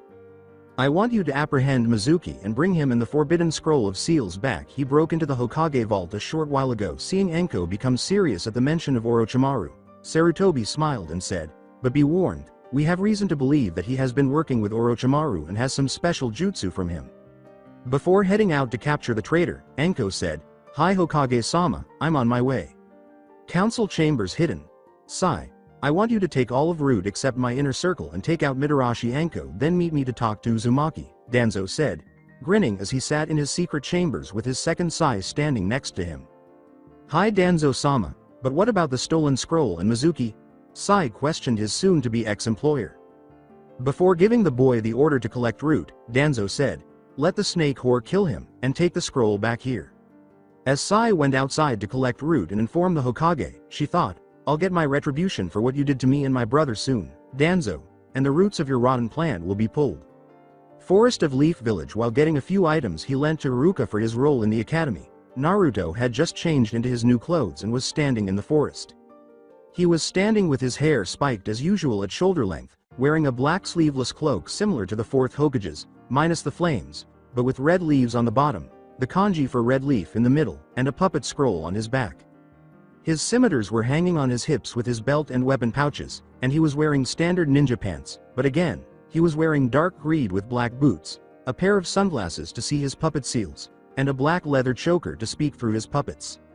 As he was about to begin training, Naruto sensed that someone not his friendsa was approaching him. He halted his preparations and waited for his new guest to approach him. Mizuki paused to catch his breath before turning to face Naruto and frowning as he stepped out into a clearing. "So it seems that it's my lucky day. I get the forbidden scroll and kill the demon brat." Mizuki broke down in tears. Naruto began to speak while grinning at his teacher for the day. "So, it appears that you wish to murder me once more. Mizuki, do you really believe you can do it now if you couldn't do it all those years ago?" Mizuki gave Naruto a glare as he asked. "Oh, but I do. You see, I have a secret weapon, but I also bet you're curious as to why I attacked you in the first place?" Mizuki inquired. When Mizuki resumed speaking, Naruto slid his hands down to his scimitars, ready to draw them, and glared at Mizuki. "You see, Naruto, I understand why you are hated by the entire village. The village was attacked by a nine-tailed fox when you were born, but the fourth Hokage failed to put an end to the animal." Before laughing, Mizuki said, "He sealed it into you, making you the new nine-tailed fox, and making everyone hate you for killing their family." Before leaping down to join their friend in the clearing, Naruto's friends all had the same thought up in the trees surrounding it. "Stupid Mizuki, not everyone hates Naruto-kun. In fact, we are here to prove that." Hinata glared at her former teacher as she and Hanabi, who had joined her sister, approached Naruto and took his hands. Tenten stood by Hinata and remarked, "As any competent ninja knows, Mizuki, the scroll isn't what is stored inside it." Lee approached Hanabi and spoke without even grinning, saying, "Naruto is an inspiration to all of us, Mizuki, to shine through your hatred." As everyone turned to see Anko clapping and joining Hinata and Hanabi in embracing Naruto, Sakura and Sasuke joined their friends, grinning. Naruto stepped forward and said, "Thanks guys, but let me handle him. It's time for some payback." Mizuki said, taking out a tiny vial and sipping the contents, "You think you can handle me? Well, like I said, I have an ace up my sleeve." Before transforming into a monster that was half tiger and half man, he said, "From my master Orochimaru." Naruto pulled out, and he ran at his opponent in Assassin and Apocalypse. "Well, Mizuki, not only are you the freak now, but I have also been training. How would you like to see my skills?" Naruto jumped over Mizuki and was about to cut his head when the man-tiger nicked Naruto's shoulder with one of his claws. Mizuki barely broke skin when Apocalypse slashed him in the side, but Naruto chose to ignore the pain given that Mizuki had grown much more resilient. Naruto used his chakra to charge Apocalypse once more, this time piercing Mizuki deeply. Mizuki slashed once more, causing Naruto to leap back once more. Mizuki then took a folding Fuma shuriken from his waist and clicked it open before launching it at the blonde. Naruto barely had time to leap out of the way and avoid the blade after Mizuki threw the shuriken with him. Sensing that more people would soon join them, Naruto decided to put an end to this as he ran toward Mizuki. He jumped over him once more before landing far behind him, taking Assassin. Naruto channeled chakra into the blade by digging it into the ground beneath him. Naruto approached Mizuki and used a senbon to stab him in the neck after noticing that he was immobile before he saw Mizuki fall to the ground lifeless. Naruto sealed up the scroll he had and said, "Well, it seems that you now know that Assassin there has the power to stop anyone whose shadow it touches, and now the senbon in your neck will kill you with a nice little poison, before I take your body and make it into a puppet for me." Naruto grinned as he approached his friends, thanked them, and informed them that they would soon have more company. When Hinata heard this, she approached Naruto and began using her healing expertise to assist by bandaging his wounds. They didn't move at all, so Naruto turned around and saw Danzo fall into the clearing. "Thanks Hinata-chan, and all of you guys, but if I were you I'd leave. It seems an old friend wants to talk." "So it seems that we can now kill two birds with one stone. Uzumaki, have you considered my offer to join Root?" the older gentleman responded. Naruto flipped Danzo off before speaking after taking a step in front of his friends. "I'm not going to be made a weapon, Danzo. I have friends now that care for me and I care for them, so leave or become my new toys." Naruto laughed. Before leaping back to observe, Danzo remarked, "Well, now instead of just killing Enko Root, kill both of them and capture the rest." When Lee realized they were all going to be attacked, he took the initiative and ran at the Root while removing the weights Ken had given him leaping up. Lee began by smashing in several of the Root ANBU's masks and breaking their bones in the hard fist style. Lee, adopting the leaf style, screamed, "Leaf Whirlwind," and leapt into the center of one group, scattering the Roots. The next to die were Shikamaru and Hanabi, who collaborated to destroy the Root as Hanabi distracted the Root. Shikamaru moved behind them and performed his Shadow Strangle Jutsu. Hanabi then approached them and killed them by striking each of them in the head with her gentle fist technique in order to begin developing a new style. Hanabi then went and incorporated her gentle fist with the soaring eagle technique she had learned. Enko began by killing a number of the Root ninja with her striking snake-style taijutsu before poisoning them with her snakes. Enko yelled, "Striking Shadow Snake." As snakes leapt out of her sleeves to poison her adversaries, Enko then pulled out her own grass-cutter sword and engaged Root Anbu in a kenjutsu duel. Together, Sakura and Tenten battled the Root, with Sakura using her genjutsu and Tenten using her weapons to defeat them before becoming stuck to a tree. Some of the Root members heard the words, "Tree binding death," and saw Tenten approaching them with a katana. Before succumbing to her attacks, Tenten pulled out two double-sided axes and put away the katana while she waited for Sakura to begin her next jutsu, the Temple of Nirvana Jutsu. After drawing a kunai, Sasuke dashed into the fray, slicing and killing several Roots in the process. When one of the Roots stepped forward to strike Sasuke with his katana out, the world began to slow down, allowing Sasuke to see more clearly. Sasuke was punched in the ribs during the battle, cracking one and knocking him down. Sasuke smirked as he rolled to the side. Realizing that the Root's gasp was due to his recent Sharingan activation, Sasuke leapt back and began to move through hand signals before shouting, "Fire Style! Fire Dragon Jutsu!" and exhaling his dragon, which removed 10 of the Root itself. Running through the group of ninja, Hinata began slashing throats and legs, killing as she went. She jumped behind one of the Root ninja and used her chakra scalpel to cut her throat. Hinata leapt back after eliminating another group, began using her gentle fist, and assisted her sister in killing more. Seeing how serious the situation was, Naruto took off his scroll and began with Salamander, Black Ant, and Crow. Many of his enemies were killed or poisoned by them, and he used Salamander to deflect attacks. Naruto observed his friends, who were also doing well, but they were all suffering injuries and growing weary. When Naruto saw Hinata, Hanabi, and Enko surrounded and backed up to each other, he became enraged, resealed his puppets, and joined his friends in the center. Naruto stared at the man before opening his creations and said, "Danzo, you shouldn't have hurt my friends, but now you get to see my true creations. I already know that you're surprised that I use puppets, but now meet my own handmade ones. Guys, this is the first time I used all of them together. Do your best to watch my back and I'll take care of the rest," Naruto stated to them. Naruto unlocked his team, prepared for battle, and sent out each puppet to engage in combat to divert the attention of the Root members. He had Sogekihei shoot off arrows while he was by his side. He even used the puppet's new jutsu, Invisible Earth Shot, in which she would use all of her seals to make arrows out of earth, using the wind seals to shoot it at her target and the camouflage seals to make it invisible. Kunoichi and Kotetsu went out to eliminate another group while Sogekihei shielded him. When Kunoichi approached the group, the Root ninja were nearly completely overcome by nosebleeds. Naruto saw that they were all preoccupied, so he had Kotetsu approach from behind and give them a bear hug. Kunoichi then leapt to her feet and landed on them, digging her teeth and nails into them. Invoking his jutsu, Naruto said, "Love's Embrace." After dropping the Root, Kotetsu spun around and used Excalibur to cut multiple Roots in half.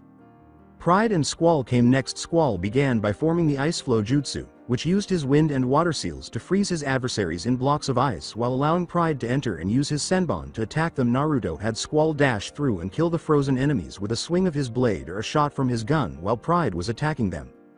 Throwing smoke bombs and slicing through the Root ninja with his own scimitars, Shadow was causing the most damage.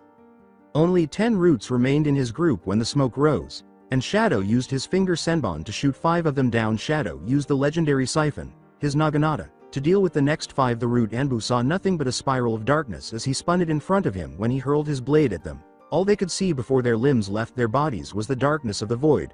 Dark Void Jutsu. While the rest of the group killed anyone who came near Naruto, they watched him use his puppets to take care of the majority of the root alone. Danzo was the only one left standing after destroying the root Anbu. Naruto's friends were all dying. His puppets needed to be repaired but were still functional, and he needed to take a breather. When Danzo saw the blonde sprint toward him with his scimitars out, he moved aside, ripped the bandages off his arm, and pushed Naruto up against a tree. Danzo's eye was mechanical, and his new arm was covered in purple scales, which appeared to be an experiment by Orochimaru. Danzo shouted, "Sai, come here and kill his friends." Speaking, Sai jumped next to Danzo. Sai stabbed him in the neck with a dagger after asking, "You never saw it coming, did you?" After Sai betrayed and killed Danzo, everyone calmed down until the Hokage showed up and gave them all a debriefing, knowing that he would want to use them as human puppets. He sent them all home while allowing Naruto to remain and seal up the bodies. The Ninja Academy of Leaf Village. The entire group of friends sitting in the rear of the academy appeared ill from their first kills the previous evening when teams were announced by the real Iruka. Hello and congratulations to everyone that has passed. Now on to team placements. Team 7 will be Hyuga Neji, Yamanaka Ino, and Aburame Shino with Hitaki Kakashi as your sensei. Team 8 will be Inuzuka Kiba, Akamichi Choji, and Fuma Sasama with Maeda Gai as your sensei.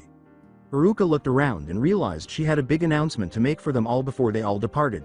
Iruka grinned and said, "Now, Uzumaki Naruto, Uchiha Sasuke, Hyuga Hinata, Tetsu Tenten, Haruno Sakura, Nara Shikamaru, and Lee, you will meet your sensei at the Hokage's tower. Good luck."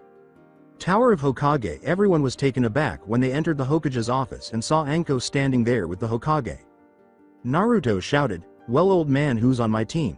Sarutobi grinned as he laughed at Naruto's antics. He let everyone remain in the dark when he said, "Well, Naruto, you and the rest of your friends are now part of a very special team, called the Hokage's Will." Tower of Hokage. Sarutobi flicked a match to light his pipe and waited for the new genin to shut their mouths. The Hokage began to speak after they were finally closed. Seeing that everyone was following him, the third said, "Now, as I mentioned, you are all now part of a very special team called the Hokage's Will. Now, let's start with a little history on the Hokage's Will. The first team was under the first Hokage and they eventually became the first Anbu while his brother became the second Hokage.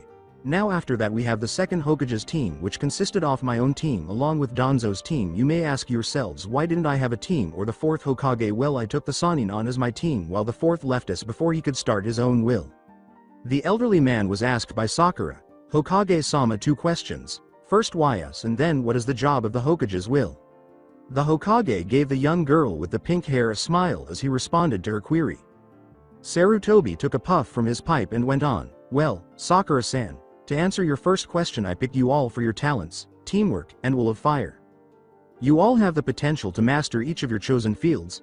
Now on to the purpose of this team. In the short-term goals, you are going to be training to become the best of the best in your fields while taking some of the harder and longer missions that would require more than one team. In the long term, you will all become my own elite Anbu squad to deal with things I don't want people to know of, while other goals will come and go as time goes by." The elderly leader asked Anko, "I take it you want me to lead this little group of yours, Hokage-san?" "That's right, Anko-san, I want you to lead and train them. If you have no more to train them in, then bring in a master in their chosen art." The Hokage replied to the snake user. Naruto took a step forward and said something for the first time. "Hey old man, if you want us to be a team and train together, wouldn't it be easier for us all to live together?" replied Naruto. With his eyes closed, the young shadow user remarked, "He has a good point, Hokage-sama. It would be troublesome to have to meet up with everyone, and we would get more training in that way too." The third Hokage began to speak after removing a scroll from behind the image of the first Hokage. As Sarutobi unfolded the scroll and opened the key and 8 necklaces inside, he said, "Well, Naruto-kun, I was getting to that. You see, in years past the Hokages will used a very special base that is hidden from the rest of the village behind the Hokage mountain, called the Citadel." Before he could speak, Naruto grabbed the necklaces from the desk and, using his skill as a puppeteer, threw them onto his friends' necks before leaping out of the open window and letting the others depart through the door. He said, "Well guys, I'm going home to pack and start working on my root puppets. I'll see you all tomorrow at the mountain." Anko, however, followed through the window. The home of Naruto. Before beginning work on his new puppets, Naruto created roughly 10 shadow clones to help him pack up his home and 10 more to fix his broken puppets. Naruto began to unseal the final bandit he needed to practice his human puppetry technique. As soon as he entered his puppet workshop, the other 99 bandits were only wasted when he eventually succeeded in creating a flawless human puppet after 2 hours and 10 unsuccessful attempts. Naruto, who had sufficiently perfected the art of human puppetry, opened the doors for all 50 Root Anbu members he discovered who would be useful following the battle. In order to begin the first one, he began removing organs and placing them in jars, as well as doing the same with the skin and blood. Naruto began to further customize the Root Anbu after transforming him into a simple puppet. Naruto placed knockout poison on their ninjutsu and covered their kunai launchers with it. In addition to their regular armor, Naruto completed his first Root Anbu puppet by incorporating his mark, his regular seals, and a new one created especially for this set of puppets. In order to complete the task while he began working on his next puppet, Mizuki, Naruto decided he had a good enough model for his clones to follow. He created one clone for each of the Root Anbu left. Naruto began customizing his new puppet, which he decided to keep in its half-tiger, half-man form, after completing the fundamentals of the puppetry process. Putting him in black pants and a black vest with white fur trim in order to be able to shoot his claws off of small chains that were attached. Naruto also dipped them in a high-power poison. Naruto sectioned off his tail and added a spear tip so that it could shoot out at his adversaries. Naruto's final addition was a pair of Fuma shuriken that folded into an X shape on his back. In order to ensure that everything he needed was sealed up and stored in his master scroll, Naruto took a break and trusted his clones to complete the Root Anbu. As he walked around, he noticed that the clothing, food, poisons, plants, weapons, and antidotes had already been sealed. Naruto went to his spare puppet room to see how his team was doing with the repairs after noticing that the clones were now beginning to pack up his other books and scrolls while Shadow and Kunoichi were completed as well.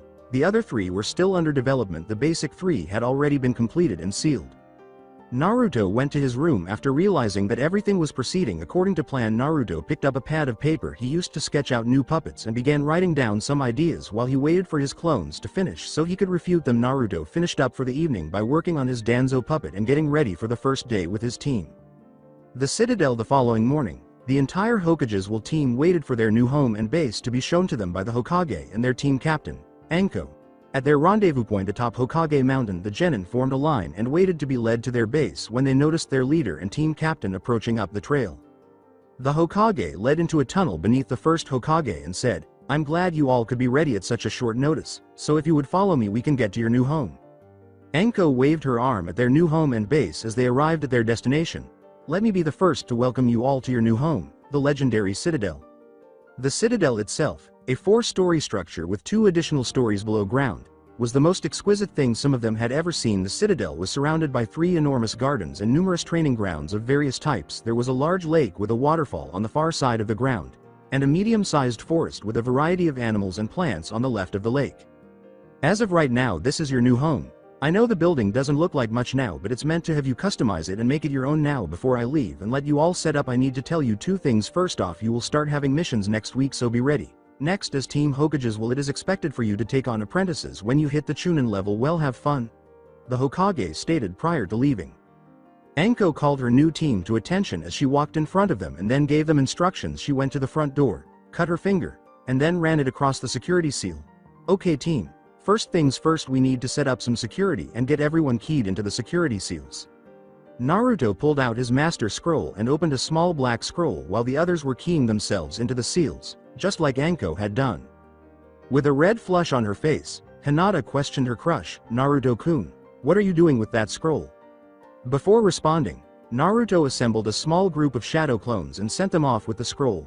"Well, Hinata-chan, in that scroll were the leftover Root Anbu that I made into puppets. Now on those puppets are what I call sentinel seals, used to make them guard an area without someone wasting chakra. The clones are going to set them in a master seal for them to draw chakra from around the base." Anko called to the group again after noticing that everyone had finished. As they entered the Citadel, Anko instructed them to all proceed to the 2nd floor, select rooms, and leave their basic possessions. "Okay Naruto, that is very good of you. Now let's go inside and set up your rooms." The group gathered around Anko, who was about to speak. After claiming their own rooms and meeting back in the front room, she asked her team, "Okay, so is there anyone who needs any special rooms or anything like that?"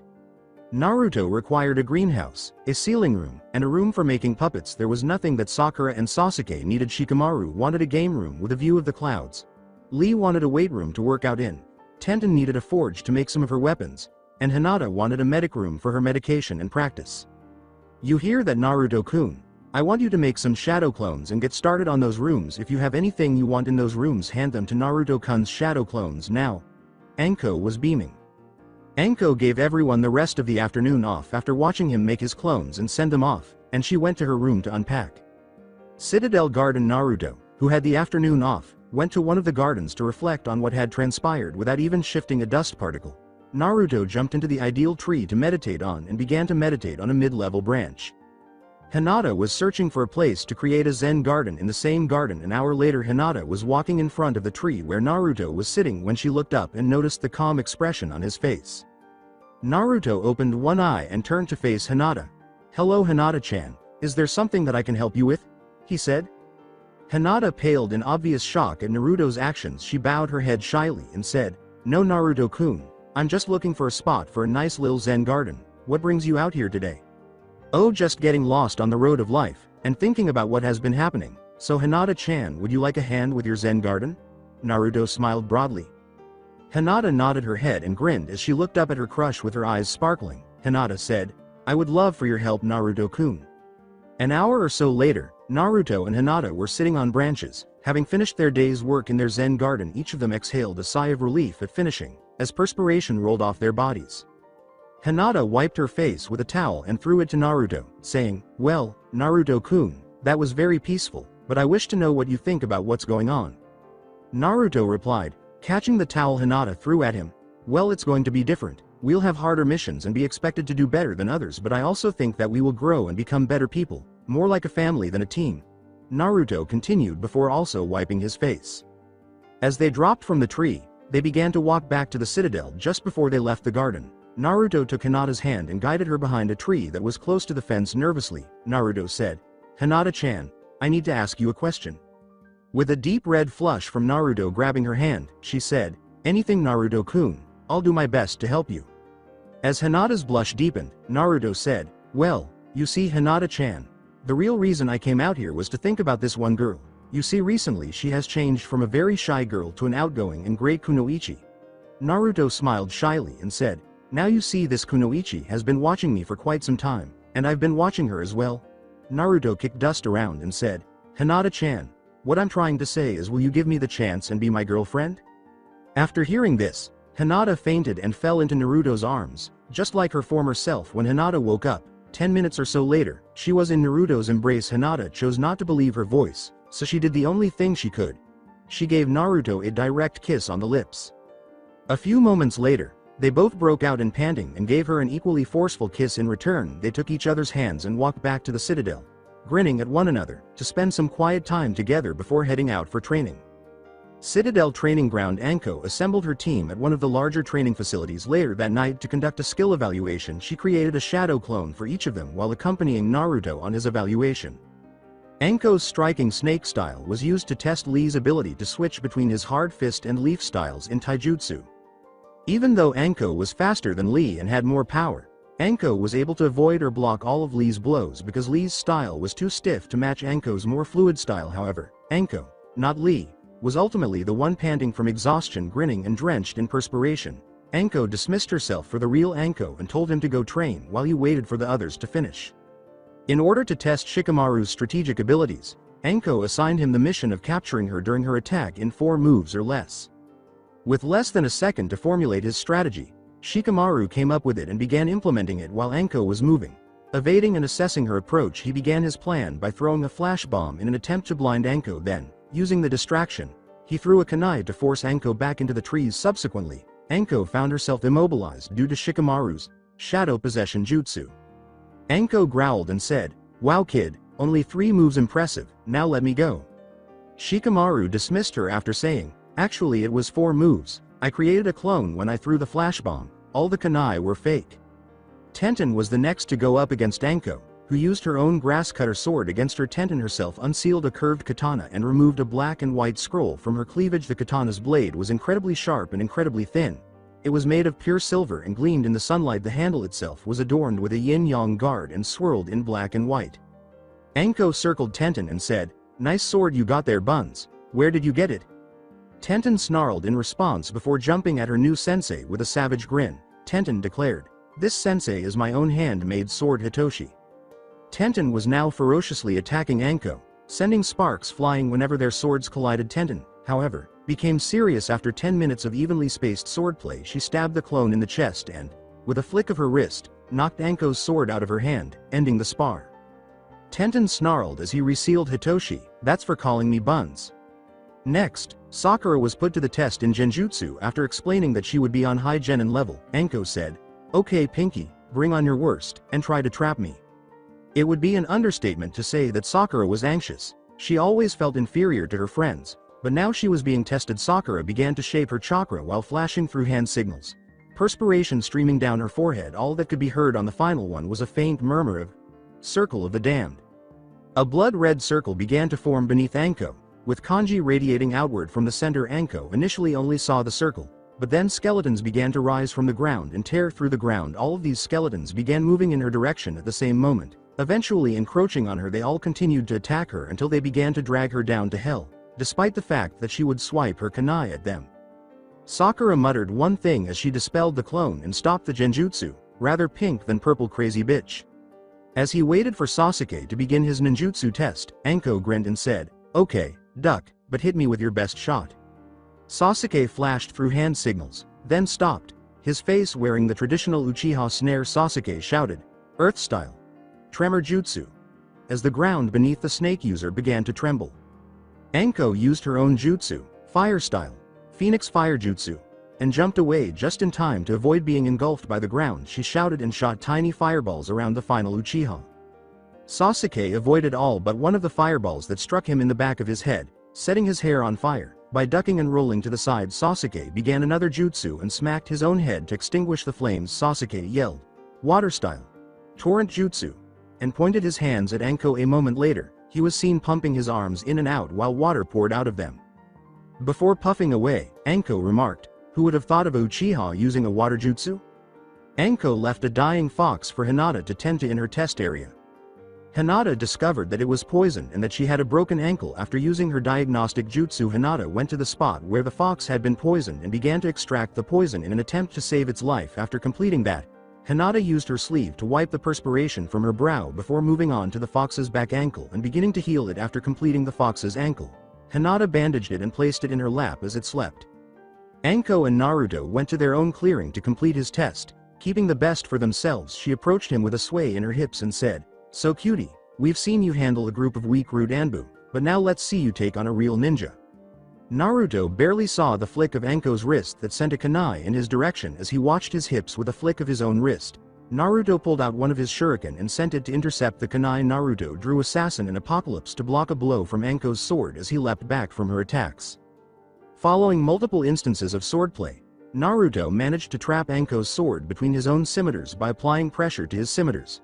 Anko managed to knock them from his grasp and fall to the ground. Anko decided it was time to see what he could accomplish with his puppets. After testing his own abilities, the insane Kunoichi leapt back and began a jutsu, then halted and screamed, "Summoning Jutsu."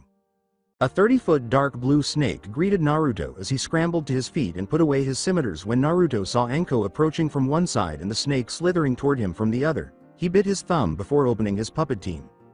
Naruto retained Squall, Kunoichi, and Sogekihei to confront Anko while dispatching his powerful fighters Kotetsu, Shadow, and Pride to deal with the snake. Naruto concentrated on the test while he had Squall hold Anko and Sogekihei divert her, assuming that after he dealt with the snake, Anko would stop her. Naruto sent Pride leaping on top of the snake after Shadow threw some smoke bombs to confuse it. Pride, perched atop the snake's head, blinded the creature by driving both of its claws into the snake's eye. Naruto made it jump off the snake's head after Pride finished his job, but Kotetsu attacked before it could move. Naruto made Kotetsu leap up and use Excalibur to impale the poor serpent in the head before it vanished in smoke by flicking his finger up. Anko retreated before ending the test. After observing the snake finished before leaving, Anko said, "Okay team, that's enough for now. Meet me in the meeting room in 30 minutes. Citadel meeting space. Hokages will waited for their sensei to begin the meeting while they were seated in a circle looking at Lee. Anko continued, "Okay team, Today was a good start. I think I now have a feel for what you all are capable of. Lee, you are going to be one of the most skilled taijutsu expert in this village. To start out your training, I am going to teach you my striking snake style. After that you will go to Miyato Gai to finish the hard fist style. Hi Anko sensei, shouted Lee. Grinning Anko then turned to Shikamaru and began speaking. She turned to Tenten and began again, saying, Pineapple Head, you are our strategist. You are going to be learning everything I learned from my sensei on code breaking and strategy. After hearing Tenten growl, Anko moved on to her next pupil.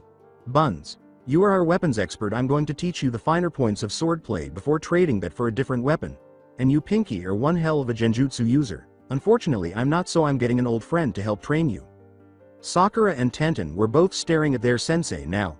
Sasuke, you are our ninjutsu expert. Before we go on our first mission, I plan to have you know at least 2 jutsu from each of the main elements, while you Hinata will be our medic, and focus on healing jutsu. I'll try to get someone from the hospital to teach you. Anko couldn't help but smile as she turned to face the remaining members of her team. Naruto, you are an incredible puppet user. Since we don't have any in the leaf, you will have to practice that on your own, but we will still assist you with the other training components. When will we be able to begin completing missions, Anko-sensei? The sycophantic sensei asked Tenten. With a smile, Anko said, well, let's see what I have on my schedule for you all. She pulled out a scroll and unrolled it with a flick of her wrist. We are going to get you all some new clothes and equipment tomorrow, and after that we have a week of training before we start with some minor missions. Prior to Sakura punching him in the head, Shikamaru remarked, great clothes shopping with a bunch of girls, troublesome. Anko smiled and said, alright maggots, it's time to turn in for the night. We have a long week ahead of us. The other males retreated from Sakura as they looked at the shadow user Anko, then performed a mud shunshin. Citadel workplace. To finish transforming Danzo into his new puppet before going to bed, Naruto went into his new puppet workshop 2 hours later. He had 2 new puppet seals, one of which was the face of a tiger for Mizuki and the other was the symbol for root, where you would place Danzo. In addition to having all of the standard seals, his new Danzo puppet was also fully outfitted in loose blue pants and a white long sleeve shirt. His weapons included a cane that could be transformed into a katana, blades that could emerge from his heels, and smoke bombs that could emerge from the palm of his normal hand. Naruto also attached a flip-out blade to his normal arm. His scale arm was equipped to shoot scales that could be attached to his enemies with ninja wire, and his mechanical eye was used to shoot trackers onto them as usual. All of the weapons were poisoned. The village of Hidden Leaf. Wake up maggots, it's time to get going, and get you looking like proper shinobi. Anko yelled before the shadow clones she had of herself dispelled and the real her leapt out of Naruto's window, waking everyone up early the following morning with a low-level water jutsu. Everyone was leaving the Citadel after getting dressed, complaining about being woken up so early, except for Naruto, who was smirking, which made everyone a little alarmed. However, everyone soon learned the truth when, unexpectedly, a bucket of water fell from the top of the monument and landed directly on Anko's head. That's what you get for waking everyone up with water jutsu. After shouting, Naruto took off, Anko trailing behind him. However, they were not far from the monument when Naruto bumped into something or someone loud and small. Recognizing that it was a child, Naruto picked him up to assist him. Hey, stop bothering me. Do you recognize me? The kid shouted. Naruto was about to strike the noisy child in the head after dropping him on his ass when Anko grabbed his hand and said, Hey Naruto, I don't think you want to knock out the Hokage's grandson. The village of Hidden Leaf. After dropping the Hokage's grandson, Naruto glared at the brat and said, I don't care if you are the Hokage's mother, kid, that doesn't mean I won't hit you. He then punched the brat in the head. Watch where you're running, Konohamaru, what are you thinking? Anko picked up the young child by his shirt and asked. With some dirt kicking around, Konohamaru remarked, I was just running from Ebisu-sama, I kinda pranked him. And what kind of prank did you play on this sensei of your kid? Naruto asked, bending down and grinning at the young miscreant. Well, I kinda led him into female side of the hot springs, then let the kunoichis there take care of him, Konohamaru said, looking up and locking eyes with Naruto before grinning, a smile Naruto had used numerous times. Naruto was about to swing the young boy around with joy when 2 others began to approach, leaving Konohamaru down, leaving the group to speculate as to who they were. What are you doing here, Moegi, Udon? Konohamaru questioned the man and woman who approached him. Udon gasped and then fainted from exhaustion, saying, Konohamaru, he's on his way, he was able to find you. They all waited for this Ebisu guy to come find them after Hinata passed Udon to the back of the group to take care of him. The mere fact that they had to wait a minute didn't give the group much time to reflect. Why are you here? Honorable grandson. Ebisu glared at Naruto and screamed. I would watch who you are glaring at, Ebisu, as I'm sure you know we are now the Hokages will, Enko said, taking command of the situation as he charged to the front of the group. Therefore, whether we are genins or not, we are all now ranked higher than the Hokage, she said venomously. Ebisu jumped back up, feeling less scared. I apologize, Enko-sama, I forgot that for a second. He bowed and said, I need to get the little ones back to the academy for their classes, but it won't happen again. Naruto stopped Konohamaru before he could leave by placing a hand on his shoulder and saying, Hey kid, how did you think of that prank? The renowned practical joker inquired. Before departing to allow Naruto and his group to go shopping, he grinned and said, I didn't, Moegi-chan did. Shop for Tetsu weapons to avoid being run over by Tenten on her way to her dad.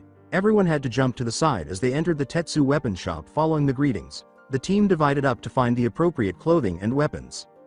Naruto was the first to leave because he only needed a few extra clothes, similar to the one he wore during the root attack.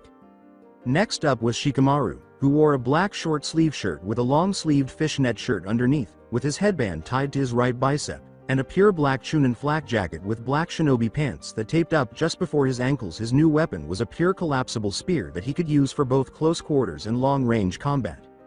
Sakura came next, wearing a short pink skirt and black biker shorts. She wore her weapon packs over some tape halfway down her thighs, a silver shirt with very short sleeves that ended just after her shoulders and bust, and another red top that tied around her neck with a hole that would expose her cleavage. She also wore black gloves and pink elbow pads down her arms, a headband tied on her head to keep her hair out of her eyes, and a pair of pink-tipped tonfas as weapons.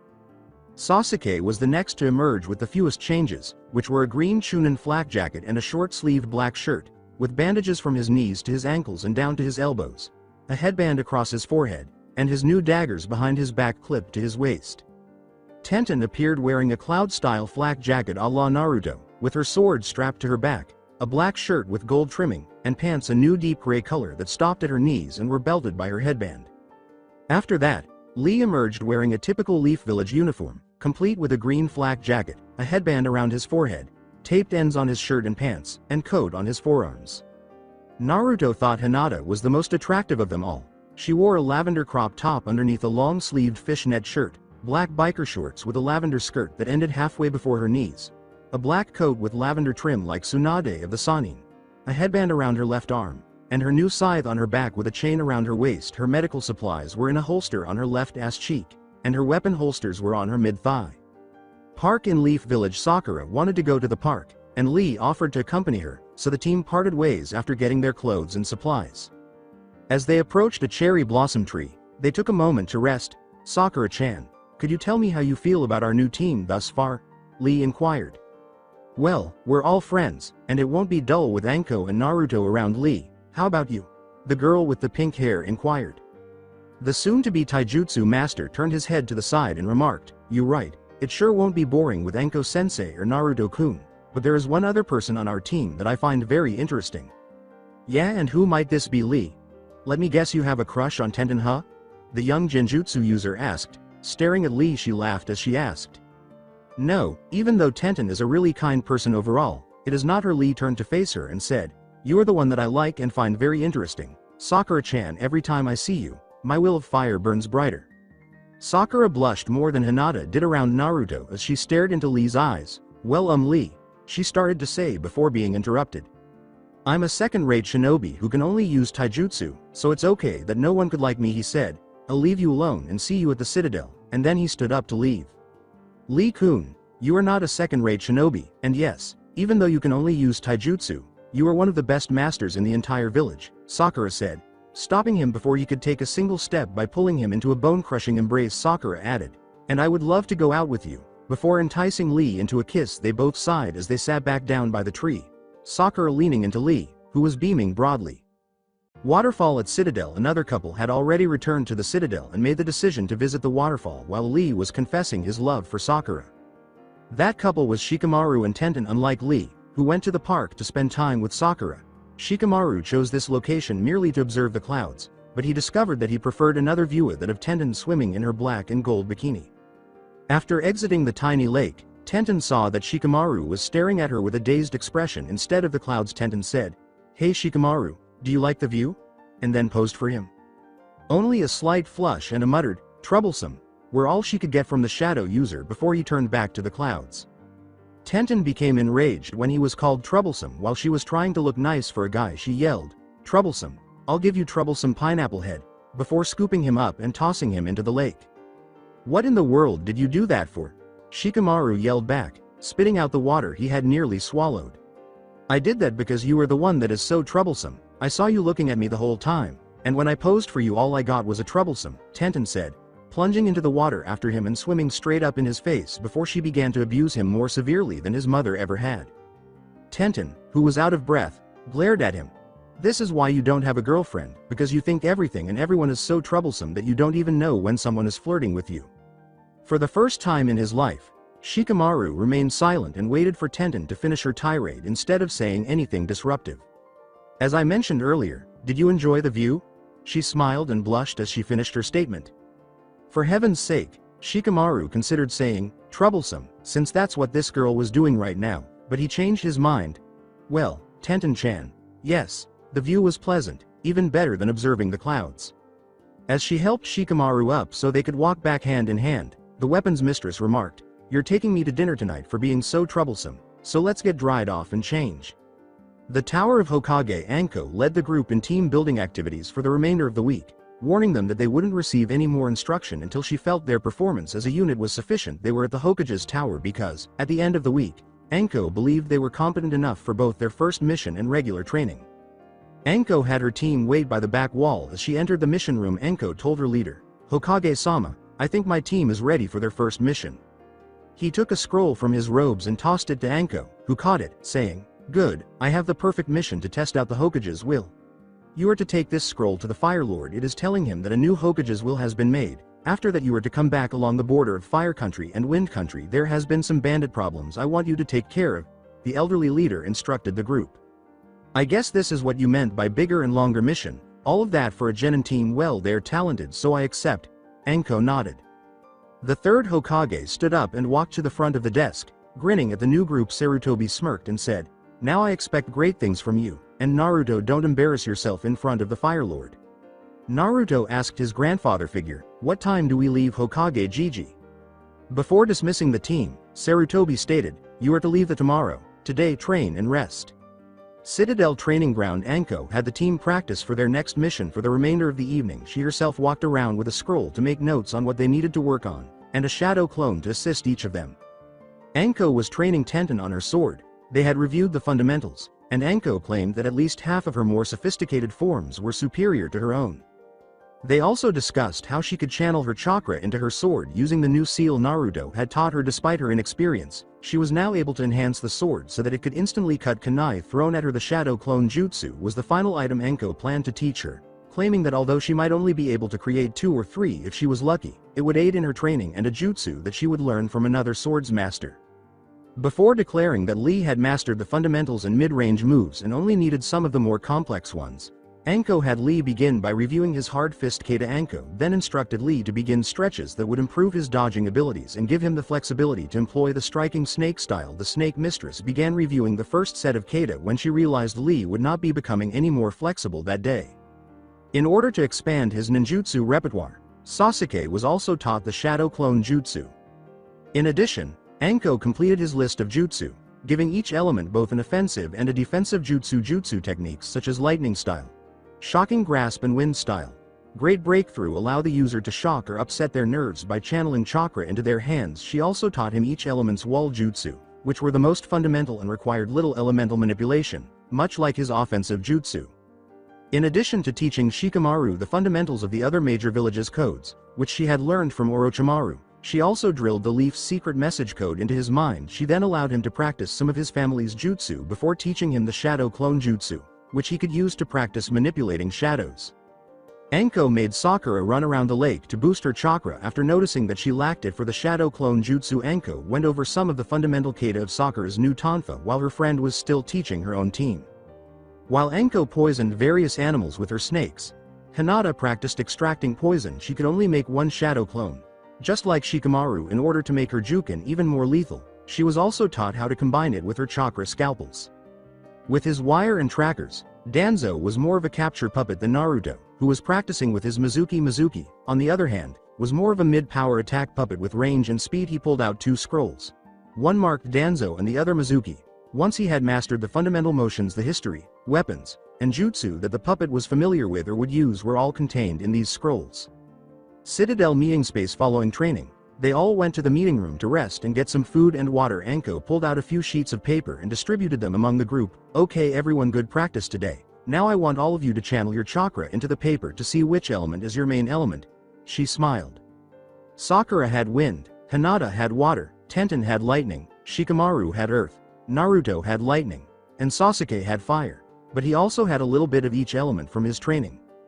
With a flick of her wrist, the purple-haired Jonin embedded a dango stick in the wall and said, "Now that we know your elements, I can train you in some jutsu, while letting you use them in your own style." Before they both departed with the rest of the group, Hinata got up and stretched Naruto. When Hinata arrived at Naruto's room, he pushed her against the wall before beginning to kiss her. Naruto explored Hinata in a completely different way by forcing his tongue into her mouth before allowing her to do the same.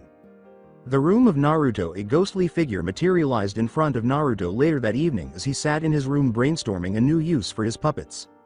Naruto asked his top spy, "Ah Karen, so I see you have mastered your astral projection. Where are you now?"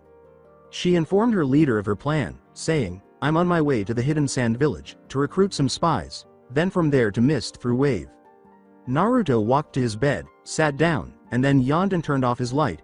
"That's good, but I have a mission tomorrow. I'll get in contact with you after the mission is over," he responded by dismissing her.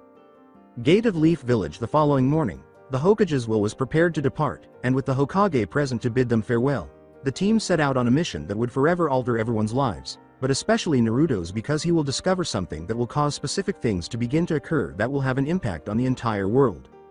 Country Forest Fire. About halfway to the Fire Country capital that night, the team was gathered around a campfire. They all began discussing what they were to do after they had eaten the rabbit that Anko and Tenten had caught for them.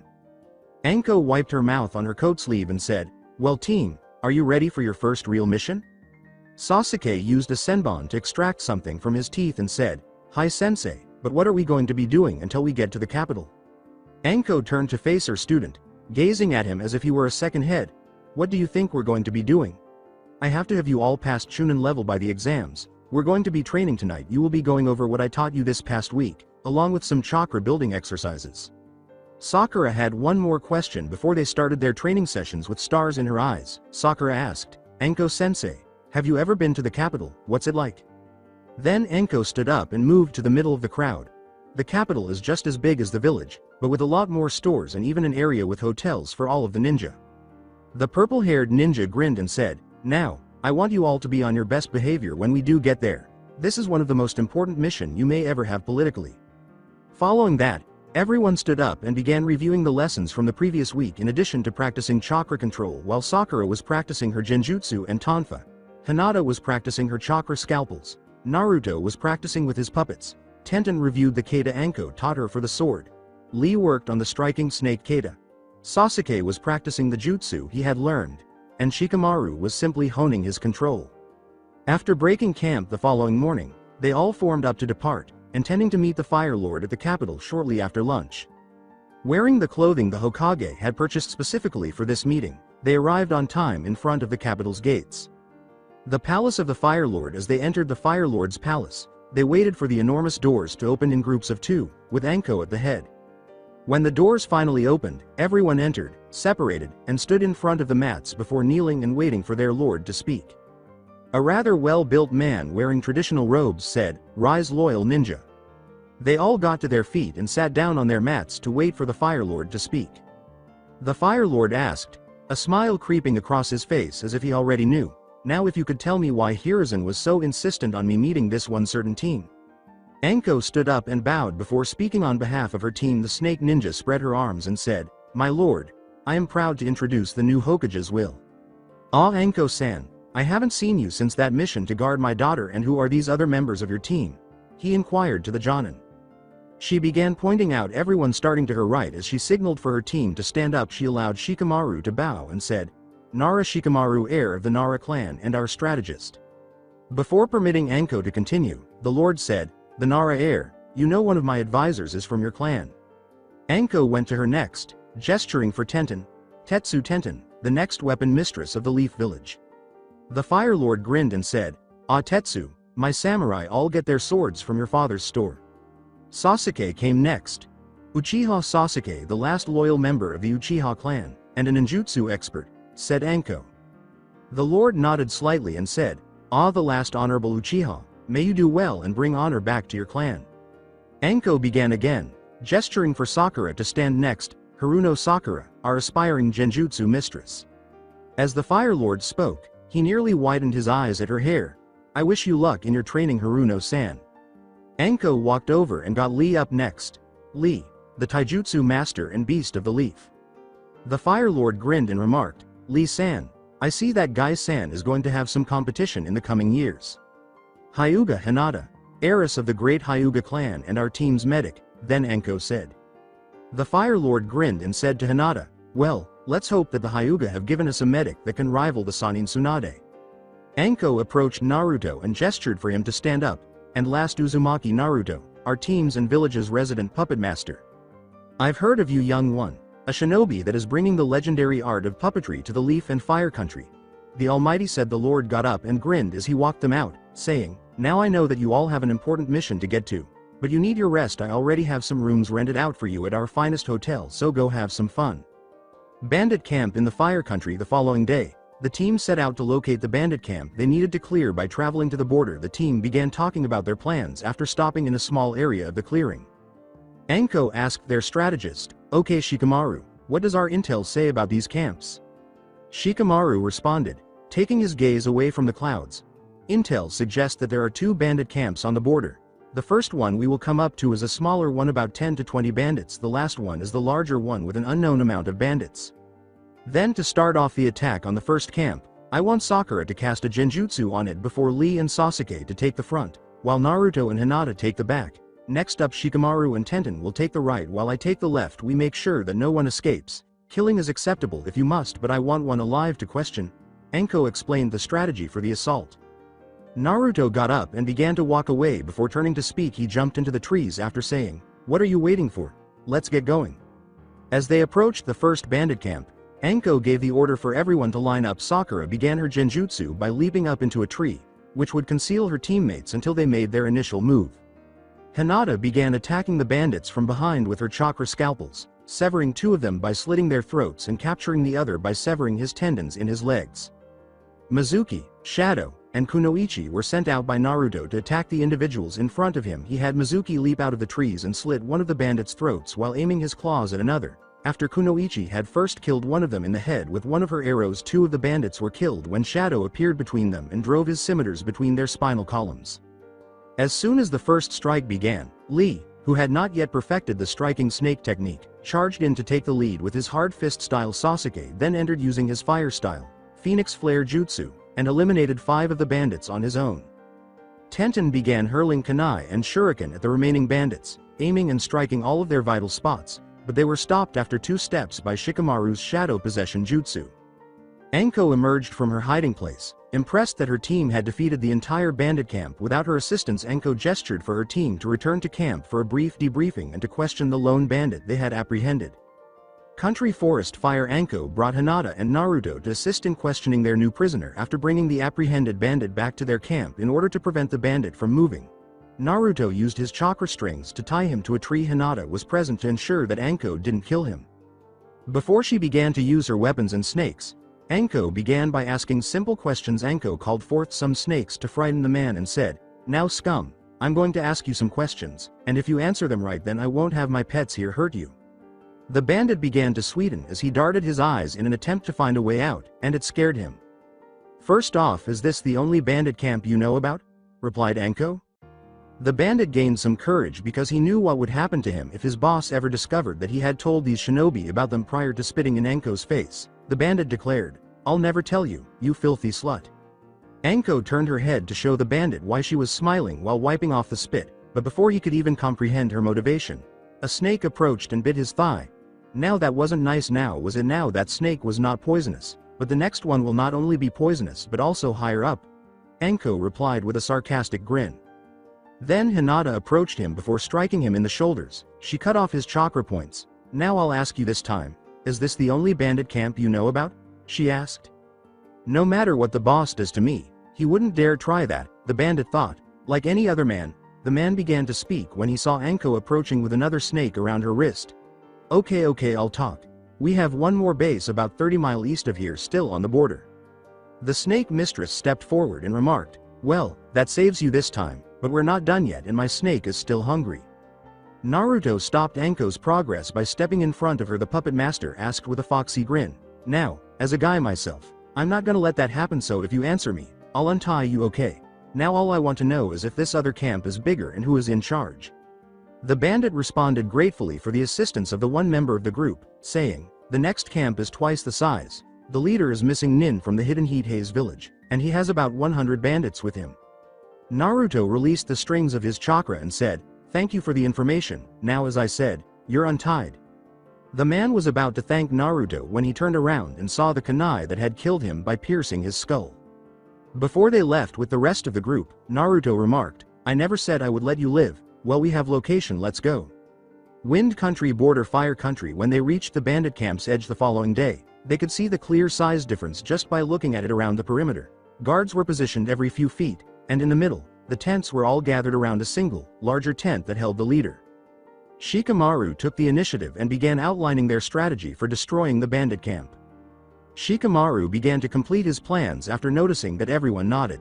Okay. As you can see, there are 11 groups of 3 guards in total. Our first goal is to take them out as stealthily as possible. Naruto, you get the 3 groups close to each other, and Anko-sensei, I need you to take out 2 groups as well while the rest of us get 1 each. Okay, after that we all start heading into the center of the camp. No one is to escape at all and no survivors. Naruto will all take on the leader, with us and Anko-sensei as backup just in case. Anko gestured for everyone to leave and stay in radio contact, and they all agreed with his plan. Everyone began attacking as soon as they saw Shikamaru give the signal from the other side of the camp.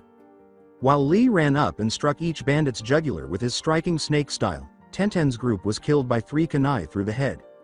Juken struck them in the head, and Hinata removed hers by striking her throat with a chakra scalpel. One of the groups was devoured by a summoned snake, and Anko cut her own group's throats with her mud clones utilizing his shadow possession jutsu. He forced his group to commit suicide. Sasuke used his new assassination jutsu water style, water prison jutsu, to capture them before drowning them in the sphere, while Sakura used one of her more powerful genjutsu to stop them from breathing. Danzo, Sogekihei, and Shadow were sent to eliminate Naruto's 3 groups. Shadow took his naginata and sliced off their heads after Shadow ported behind them in order to silence them before piercing their hearts. Sogekihei added wind chakra to 3 arrows that were notched on his bow as he stood in the trees. Danzo then slammed his heel into the last one, jammed his cane sword into its heart, and jammed his hidden blade through the skull of another. As they made their way to the head tent, the group continued to murder the unskilled bandits as they passed through the camp. When they finally arrived at the head tent, everyone surrounded it in anticipation of Naruto's kill. As Naruto approached the back of the tent, he noticed the shadow of a sleeping figure using one of his scimitars. The blonde demon vessel killed the shadow by stabbing it in the head. When the missing Nin leapt from behind another tent, Naruto had just time to turn around and block a kunai to the head. As he blocked the kunai and ripped the tent open with his scimitar, Naruto realized that he had stabbed a fog clone and that the attacker was the real one. Naruto launched his own assault after Squall, Shadow, and Kotetsu were unsealed. He had Shadow set off a smoke bomb and then had Squall shoot a rank fireball out of his hand before the missing Nin could launch another attack. The missing Nin managed to cast his own jutsu before avoiding the attack. After spotting its brightness, he screamed, lightning style, lightning shuriken jutsu, and fired the jutsu directly at Naruto. Naruto said, allowing Shadow to absorb the jutsu with Siphon, Dark Void jutsu. Simultaneously, he had Squall push the missing Nin back and give him some room with his lightning bullets. The missing Heat Haze ninja devised a new strategy. After realizing he would not be able to overcome Naruto's puppets, he shouted, lightning style, lightning dragon jutsu, with Sakura in his sights. However, just before it struck Sakura, Naruto had shifted Squall and Shadow to one hand while blocking the dragon with Kotetsu, causing his shield to only be slightly burned and pushed back. Naruto, eager to put his plan into action, made Squall leap into the air and use one arm to shoot a fire and air blast while using the other to shoot a lightning blast. He allowed Squall to fall to the ground before sending Shadow running in while Siphon was spinning, causing the missing Nin to leap back. Naruto began the final phase of his plan after realizing that the forest had located the missing Nin before he felt 4 sets of claws and a set of teeth dig into his skin. He dropped Shadow and confused the missing Nin. Naruto became attached to Pride and Mizuki, whom he had concealed in the forest, and detached from Shadow and Squall after he had retrieved the missing nin from the forest after pinning the man down with his puppets. He killed him by ripping his throat out with Mizuki's claws. Naruto saw something familiar by a tree as he made his way to the dead shinobi to seal up his puppets before descending into a deep tunnel that ended at a cave. He went over to it and saw that it was the mark for the renowned Monzaman clan. Cave Naruto got up and went to the only light source in the cave, which was 2 candles on a pedestal with a scroll that only had one word in the Monzaman clan mark on it: Prediking. Cave Naruto approached the scroll, picked it up, and began to unfold it. Naruto began to read it after realizing it contained only a small letter and a seal. I am Shishi Monzaman, one of the 5 Monzaman children, in case anyone ever figured out where I hide. My best creation, Prediking, is contained in this scroll. I know you're wondering why I would store my pride in a cave in the middle of the forest, and the answer is straightforward. My siblings followed suit with their best works, and a puppeteer's real test will start when they are all discovered by a deserving individual. You should be aware that my siblings and I each visited a different hidden village and went about things differently. For instance, I made puppets out of animals, whereas my brother in Sand made them out of people. People are unaware that each of us concealed a book on our methods in our village. Mine was concealed in the first Hokage's face. Locate that scroll, then work on it, get better, and train with Prediking. Your real test will start once the other 4 are located. After rereading everything twice, Naruto decided to find this other scroll when he returned to the village and sealed it into his sealing scroll. Before beginning his search for a way out, Naruto approached an incline and began to ascend in the direction of the light, leaving his team behind in the forest. Country Forest Fire. Naruto saw his team searching frantically for him as he climbed out of the cave. At that moment, Hinata, wearing her Byakugan, spotted him and leapt up, grabbing onto his shoulders. She looked him over to make sure he was okay and asked, Naruto-kun, what happened? Are you okay? Naruto responded to her question by sheepishly rubbing the back of his head. Well guys, I saw a mark on the ground, that happened to be of the Monzaman clan of puppeteers. Going over to it, I fell into a cave that had a pedestal with a scroll on it. In the scroll was a note from the brother that went to the Leaf Village and his strongest puppet stored inside. I'll tell you what it said when we get back to the Leaf. I don't want to repeat it twice, the blonde said, prior to being separated from Enko replied. Enko gave the young puppet user a hug and said, hey Gaki, the next time you are going to go fall down a hole, give us a warning and then don't do it. Shikamaru attempted to restore order by approaching and breaking up the embrace. Okay, now that the hug fest is over, and Naruto is back, we should really head back to the village. Making a few clones to seal up any supplies and bodies to be turned into puppets, Naruto said. Okay Shikamaru, just let me seal everything up for later use.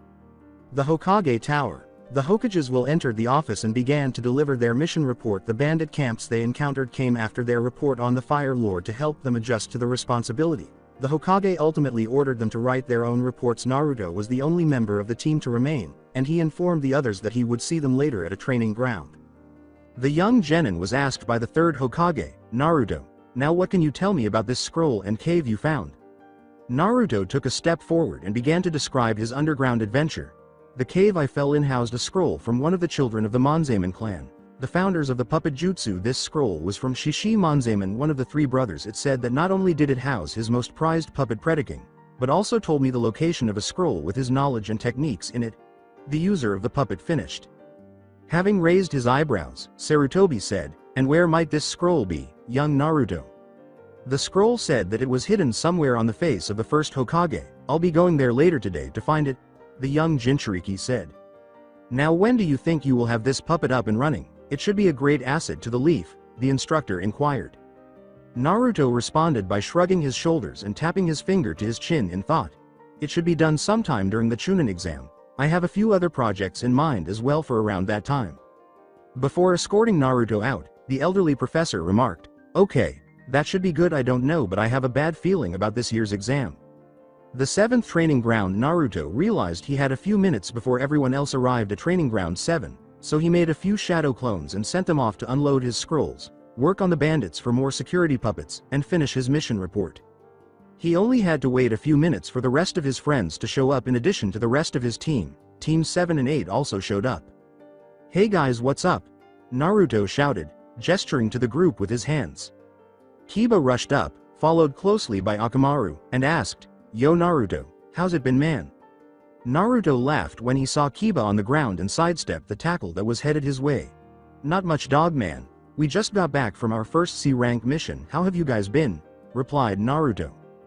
Neji moved aside with Naruto and began to participate in their conversation. Ino and Sasama went to join the girls, while Shino and Choji went to join the other guys.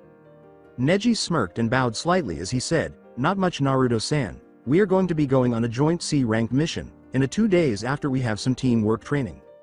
Naruto walked over and tried to punch Neji but failed, saying, "Damn it Neji, you know I don't like those titles you ass."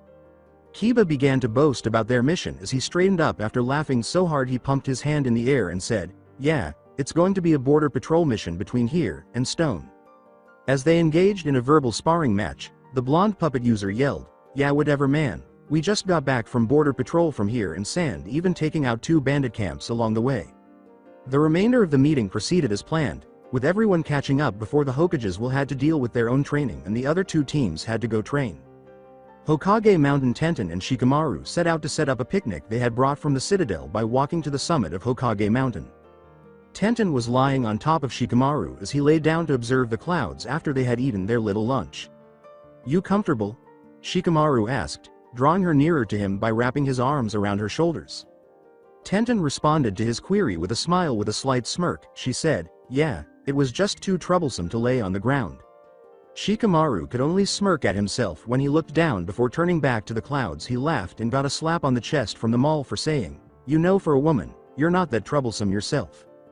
They didn't even notice the blur that emerged from the first Hokage's nose, and the remainder of their brief date proceeded as usual.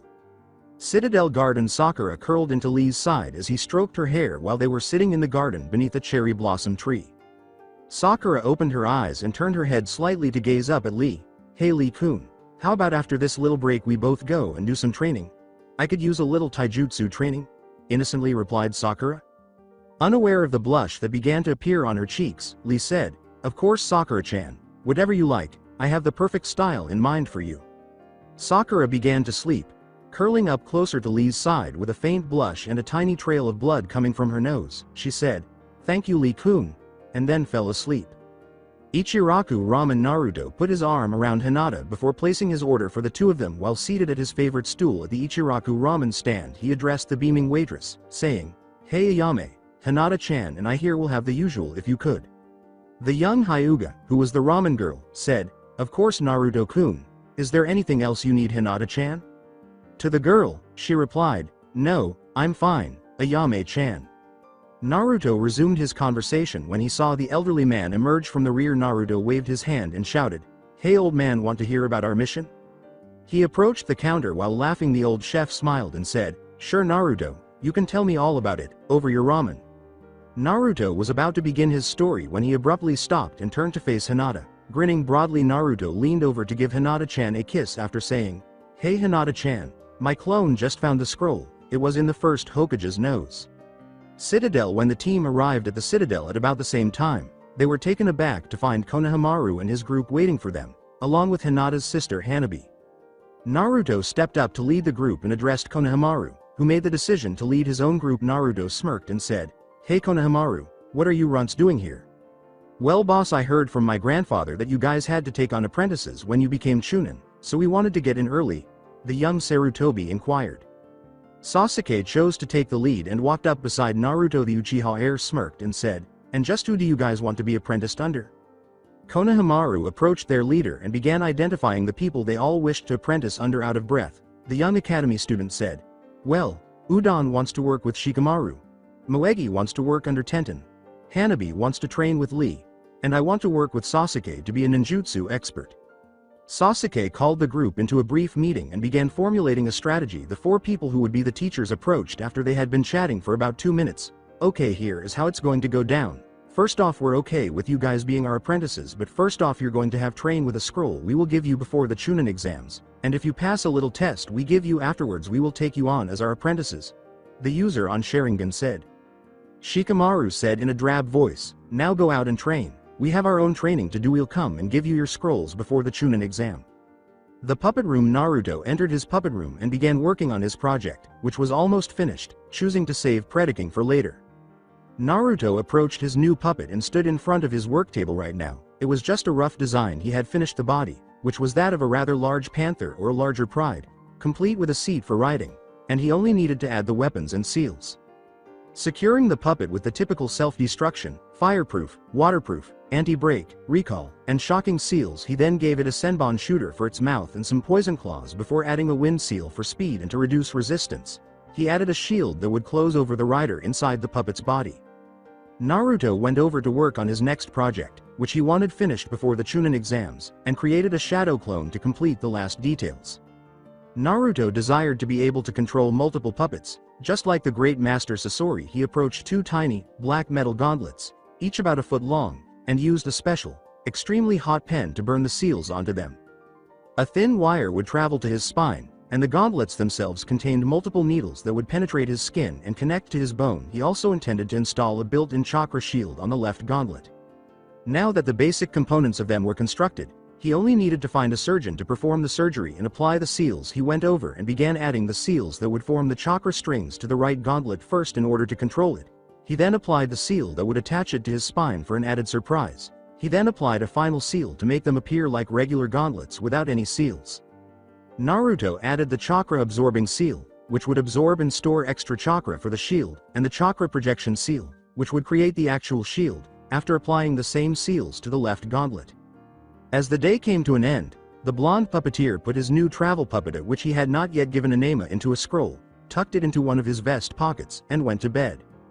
The Citadel training field. Before beginning their own training, everyone gathered at the training ground and waited for Anko the snake summoner approached the group and gestured for them to assemble before informing them of their daily responsibilities. Okay team, here is going to be our training schedule up until the Chunin exams. As a team we will work on teamwork building and strategy along with some of the more standard jutsu you will need, Anko said before turning to Lee. The Jonin then approached Hinata and said, "You will finish mastering the striking snake and hard fist style." The purple-haired Kunoichi said, "I want you to start some of the more advanced healing jutsu, along with poisons and adding your element to your chakra scalpels." She had to restrain herself from striking Shikamaru in order to wake him up. As she approached him she stepped over to Sakura and began again, saying, "You lazy ass will be training in your family jutsu, as well as some long-range jutsu that will help you for when you capture your opponents. We will be training you on your weapon, as well as a few more genjutsu so you're not overly specialized." Then she began again, moving on to Sasuke. Moving on to the next girl with the bun hair, Anko began again, saying, "You will be learning some more heavy-hitting jutsu, as well as a weapon style for if you run out of chakra. You will finish up on my sword style and then I'll let you pick another style to master and find you a trainer in it." When she finally approached Naruto, she couldn't help but smile before making a few shadow clones to go and begin training everyone. Anko stated, "And you will not only be working on your puppets but also on a few more jutsu, mostly close range, just in case something happens to your puppets." The Hokage Tower will, dressed in full mission gear, arrived at the Hokage's office and waited for the Hokage to go on their next mission. The third Hokage gave the team mission scrolls after saying, "Thank you all for responding to my summons so quickly, and only being back for 3 days. However, I have a very important mission for you. We have recently received a mission for escort and bodyguard duty for a bridge builder to Wave." Anko began to question why they would require a whole team like hers to complete this straightforward task. After looking over hers she questioned her leader. "Hokage-sama, why would you need a team like ours for a simple mission such as this?" The elderly leader sighed and then lowered his head to take a puff from his pipe. "Ah, good job Anko. I have reason to believe that the bridge builder is not telling us the full story and that there is more to this than meets the eye." Naruto stepped forward, coughed to attract attention, and then spoke before everyone gave him strange looks. Naruto said, "Wave Country is now ruled by a man named Gato, owner of Gato Shipping, and a bridge would ruin his franchise on the island." Sarutobi questioned, "And how do you know this, Naruto?" Knowing that Karen had spies in every major village as well as other nations like Wave, Naruto winked and said, "I have a source in that area, Gigi. Trust me, I'll tell you more when we're back." The blonde threw the scroll containing his gauntlets to the Hokage and said, "Oh, and could you look over this for me, and find someone that could do it before the Chunin exams?" The Hokage caught it, decided to inquire later about Naruto's sources, and smoked his pipe before summoning bridge builder Tazuna. In a drunken slur, he said, "Are these brats the ninja that will guard me? Ah well, at least the hot purple-haired one is a looker." Before heading out the door with the others, Naruto saluted the elderly Kage after picking up Tazuna before letting him down at the gate. He muttered, "Old man, insult us again, or say something like that to Anko-chan again and you won't make it to Wave."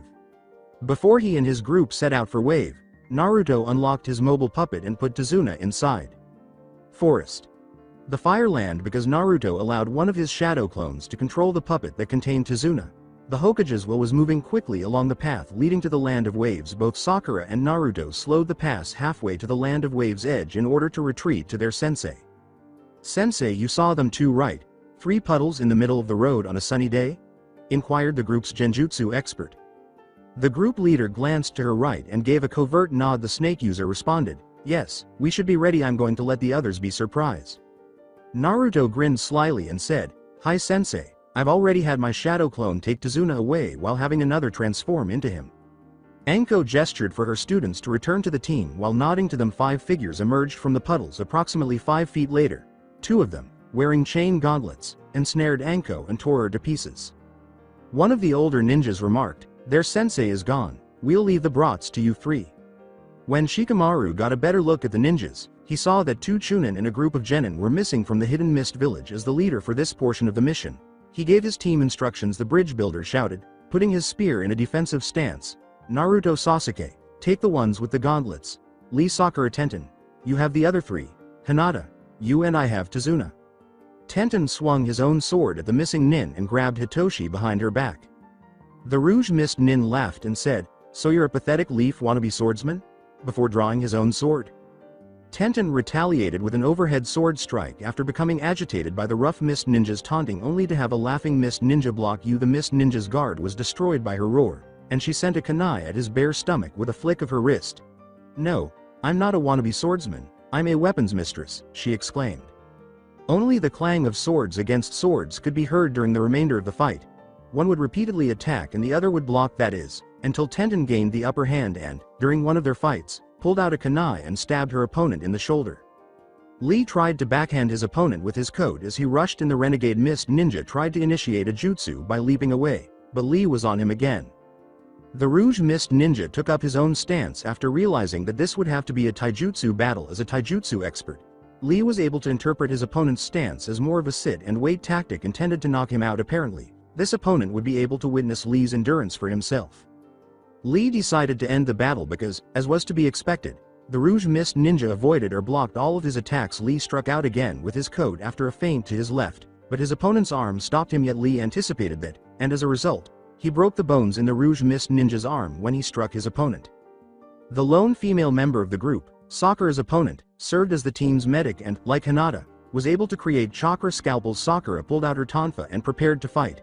Her opponent was holding 3 chakra scalpels in each hand, which resembled claws. Sakura occasionally scored glancing hits, but for the majority of the fight, the renegade Mist ninja had the upper hand. Nevertheless, Sakura only grinned before witnessing her opponent faint when the renegade Kunoichi knocked her tonfas from her grasp. Sakura actually came up behind her and knocked her out with a tonfa to her head before the fight even began, using genjutsu to make it appear as though she was fighting.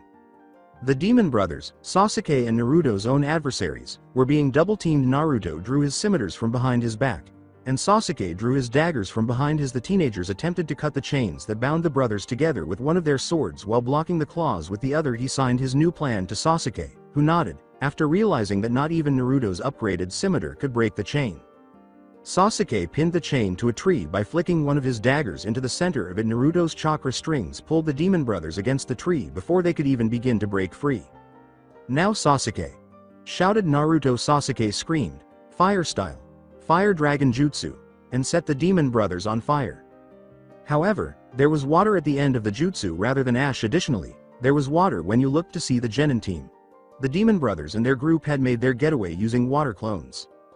Before the shadow clone appeared and the real Tizuna appeared, Anko remarked, "Good job team, and Shikamaru, good plan. Now I think it's time we have a talk with Tizuna." Land of Waves.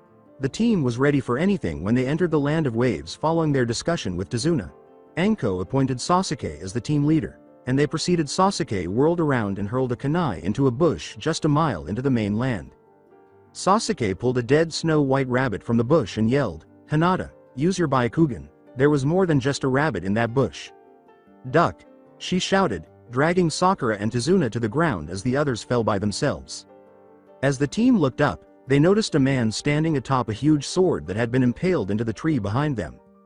The man with the bandages began talking as he leapt off and into the lake next to them. He put his sword behind his back and said, "Ah, so you must be Anko, the snake mistress of the leaf." When Anko opened her own sword, she said, "And your Zabuza demon of the bloody mist." Before she vanished in a mist, she shouted, "Team guard Tazuna," and leapt onto the lake herself. "Okay, I know Anko-sensei ordered us to guard Tazuna, but now we can't even see her. So here's the new plan, Naruto. I want you to create 2 shadow clones and have one be Tazuna, the other get Tazuna in your travel puppet and to his house. Sakura Tenten go with him, Naruto, your puppets we be back up for Anko-sensei, while me, Shikamaru, and Hinata are your backup," the young user of Sharingan said. Naruto began the plan by making his clones and sending Sakura and Tenten with his newly created clone, knowing that he needed to concentrate if he wanted to be of any assistance. He then opened the seals on Shadow and Kotetsu. Naruto used his sight seal to send Shadow in as a lookout and send Kotetsu off into the main battle. However, he saw 2 of his teammates leap ahead of him before he could even see Anko. Shikamaru was able to link his shadow possession jutsu to the figures after he saw 3 shadows in the fog and sent off a flashbang. Sasuke and Hinata were given the all clear, and they both dove in and removed what appeared to be water clones, dispelling them both. As Zabuza's hidden mist jutsu grew thicker, Anko began to focus her chakra in an attempt to clear the mist surrounding her. She heard a sword slashing through the air, but another blocked it before she could release her chakra. Anko turned to see Kotetsu using his Excalibur to block Zabuza's sword. Zabuza questioned why he had never seen this new opponent before. Zabuza was taken aback when his opponent's arms split open to reveal a chakra shield to block his downward arcing sword swing, which was intended to split Kotetsu in 2. Kotetsu stabbed forward, slicing into the Rouge Mist Junan's arms with his gauntlet blade. Zabuza leapt back and began quickly going through hand seals before yelling, "Water style! Water dragon jutsu!" As she leapt away, Anko began her own set of seals and exclaimed, "Fire style! Fireball jutsu!" as the wind blast from Kotetsu's mouth amplified her jutsu. Zabuza dashed in and imprisoned Anko in his water prison jutsu after spotting them preoccupied by the water dragon. However, all he saw when he looked in the direction of the snake mistress was mud floating in the water. The intoned phrase was, "Mud clone jutsu." Zabuza swung again, attempting to split his opponent in 2 as he ran in for another blow. However, Excalibur and Kotetsu blocked him once more. This time, however, he used more strength, and Zabuza's sword flew into a nearby tree with him. Anko was about to complete the task when she raised her sword and 2 senbon flew through the air, killing Zabuza in the neck. A mist hunter ninja leaps down from a nearby tree, thanks the leaf ninjas, and then departs to dispose of the body prior to Shadow falling. Naruto turned on the sight seal to view the footage he had captured. Before capturing Zabuza and beginning to heal him, Naruto witnessed the phony hunter ninja observing the fight. After meeting up with the others at Tazuna's house, Naruto made the decision to inform the team. The house of Tazuna. When the team arrived at Tazuna's home, they were greeted by his grandson Inari and daughter Tsunami. They were immediately reprimanded by the latter, who also stated that they could never murder Gato or his men. Naruto halted anyone pursuing Inari after he ran up the stairs so he could talk. As he waited for his team to settle down, he said, "Guys, I have some bad news. Zabuza is still alive. I had Shadow follow him and saw the fake hunter ninja start to heal him, but we at least have a week before he is ready for any kind of fight," the puppeteer said. Anko pulled out a scroll and said, "Okay, you heard him, so we have a week to train and be ready for the attack on the bridge. Okay, besides your normal training, we will also be working on being able to fight without your sight to fight the hidden mist jutsu." Forest. The wave land. After they arrived at their new training area, they divided up, and Anko made some shadow clones to assist with instruction. Lee was practicing his flexibility so that he could perform more advanced striking snake kata while also perfecting his remaining hard fist kata in addition to working on some of the poisons that Anko and Naruto possessed. Hinata had at last been able to add her element, which was water. Earth style, Headhunter jutsu and fire style. Fire shuriken jutsu were the 2 new jutsu that Shikamaru was developing to enhance his long-range assaults in addition to learning 2 more genjutsu, demonic illusion, hellfire technique and demonic illusion.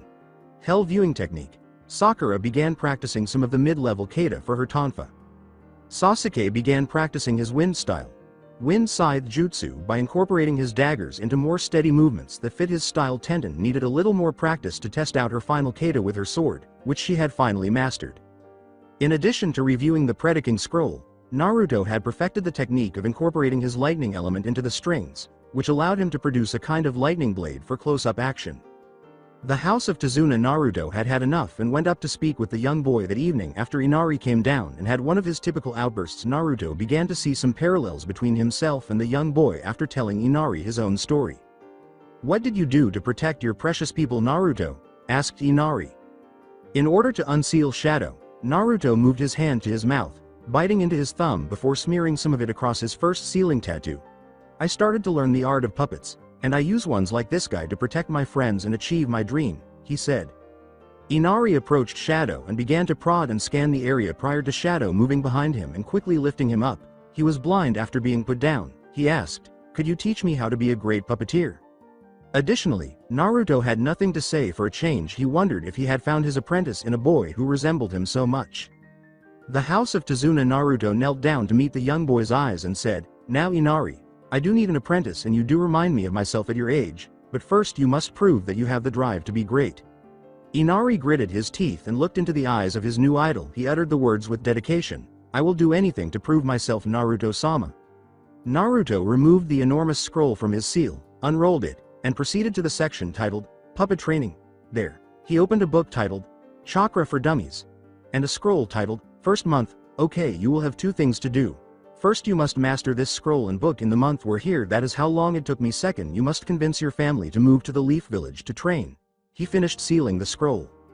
Inari picked up the scroll and put it in his pocket, asking, "Will you be helping me, Naruto-sama?" Naruto began to leave, then turned around after flinging a finger directly at Inari's forehead before he left. He remarked, "I had no help and neither will you." Forest. The wave land. When Naruto arrived at the training area in the forest, he observed that each person was becoming an expert in their own jutsu. Naruto made 2 shadow clones and took out 3 scrolls. As he walked to his own spot, Naruto instructed the other clone to take his puppets and check their equipment and make repairs while he used the predicting and journal scrolls and began taking more notes. Naruto gave one of the scrolls to the first shadow clone, made it go, and began working on his poison. "Okay team, today we're going to have a small sparring test to see how far you have come and how far you need to go." Enko called them all together for a brief test after they were all done, forming a group of 4 additional shadow clones. Naruto stepped up and assumed leadership of the group. "Okay, so it's 5 against 6. First, Hinata-chan, you're our last line. We'll need you in case one of us gets hurt. Lee, you and Tenten will be our frontline fighters, with Sasuke and me going with mid-range. Shikamaru, you and Sakura will work on stopping her with you shadows and genjutsu. Okay, everyone go." Naruto shouted to unseal Shadow. Squall. Naruto kept Sogekihei to protect him while Shadow fled into hiding and sent Danzo, Mizuki, and Squall to assist on the front lines while Lee entered and began a taijutsu match. Tenten stood up and began fighting one of the clones. Sword to sword. Sasuke was engaged in a jutsu match with the real Anko, while Naruto was using his puppets on another shadow clone. There was a bloody sword fight going on between Tenten and Anko, and neither of them was clearly winning. Tenten's expertise in a wide variety of sword styles and Anko's proficiency in her own. Tenten chose to take a different tack after witnessing a shadow leap from a tree to her opponent and then leaping back to create 2 shadow clones of her own. "Dance of the Crescent Moon," she exclaimed before intoning her new jutsu, and then she executed one of the more difficult kenjutsu moves, eliminating the shadow clone she was battling. With her mastery of the striking snake style and Lee's mastery of the hard fist style, Lee was struggling to defeat his own shadow clone. Then, for some reason, the Anko clone turned her back on Lee and went off to battle the air around her. This gave him the opportunity to launch his own assault, saying, "Leaf Whirlwind," while spinning at breakneck speed. Sasuke was using his fire and wind jutsu to battle his clone, Anko. Using his earth jutsu, Sasuke used his trump card, fire style, Fire Dragon Jutsu, after trading jutsu for a few minutes.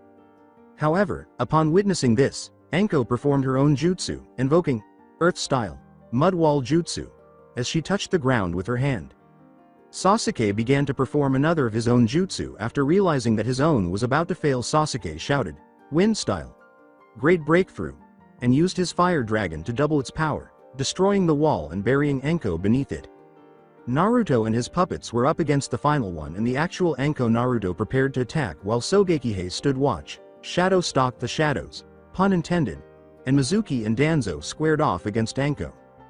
While Mizuki was circling like a tiger on the hunt, Anko pulled out her sword and began fighting Danzo with his cane sword. Then, using her striking shadow snake jutsu, Anko struck the Danzo puppet, tangles it, and separates it from its cane sword, allowing Anko to concentrate on the puppet Mizuki.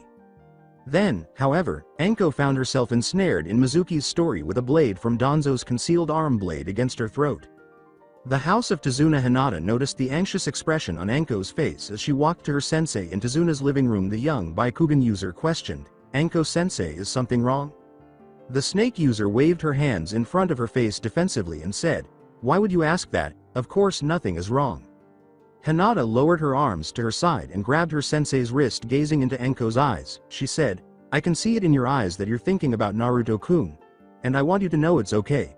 He's had a very hard and long life, he could use all the help he can get," the young heiress replied.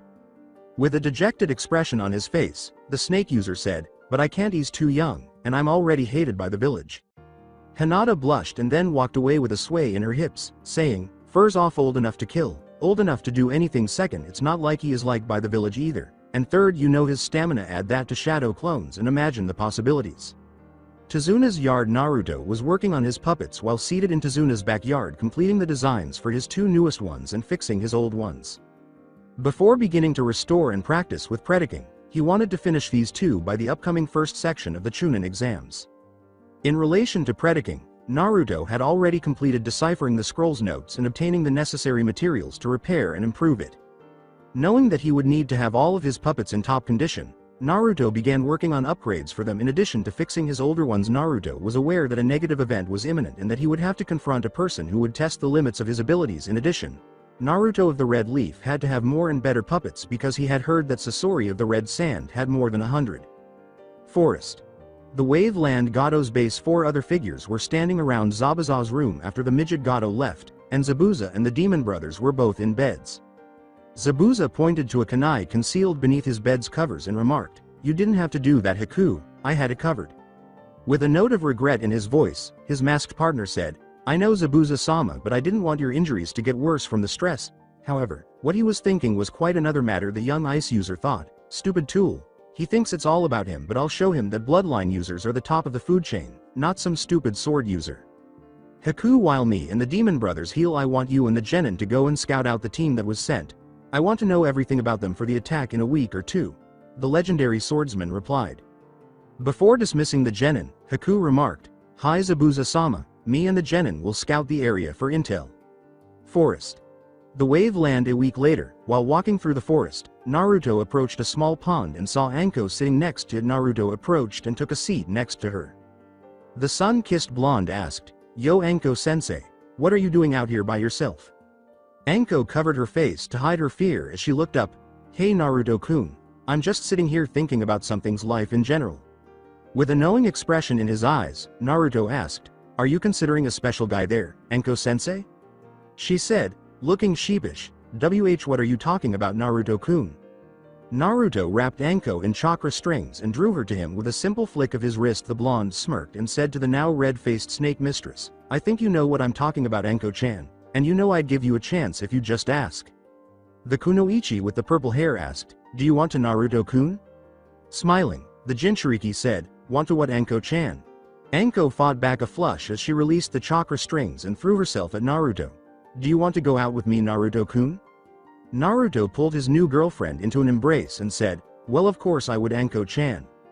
The house of Tizuna. Knowing that something was going to happen today, the team found themselves making their final trip to the bridge. At the end of the month, Naruto left 2 shadow clones and roughly 2 dozen security puppets, while Anko left some of her summoned snakes. Before heading to the bridge, Naruto told his soldiers, "Be sure to protect them, and don't let anything happen to them, understand?" Bridge. When Naruto and his group arrived at the bridge, all they could see was mist covering the entire structure.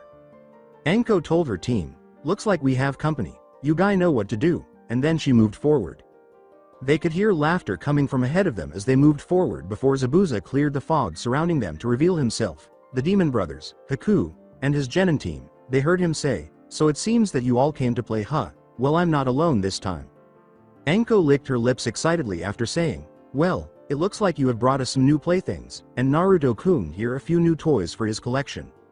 Zabuza took a step forward and snapped his arm to draw his sword from behind him before sending his team into battle. The Demon of the Mist said, "Okay, then let's see what your team of brats can do." Will of Team Hokage also moved when he saw the other side initiate the fight. Tenten and Shikamaru faced the Demon Brothers. Sasuke and Hinata faced Haku.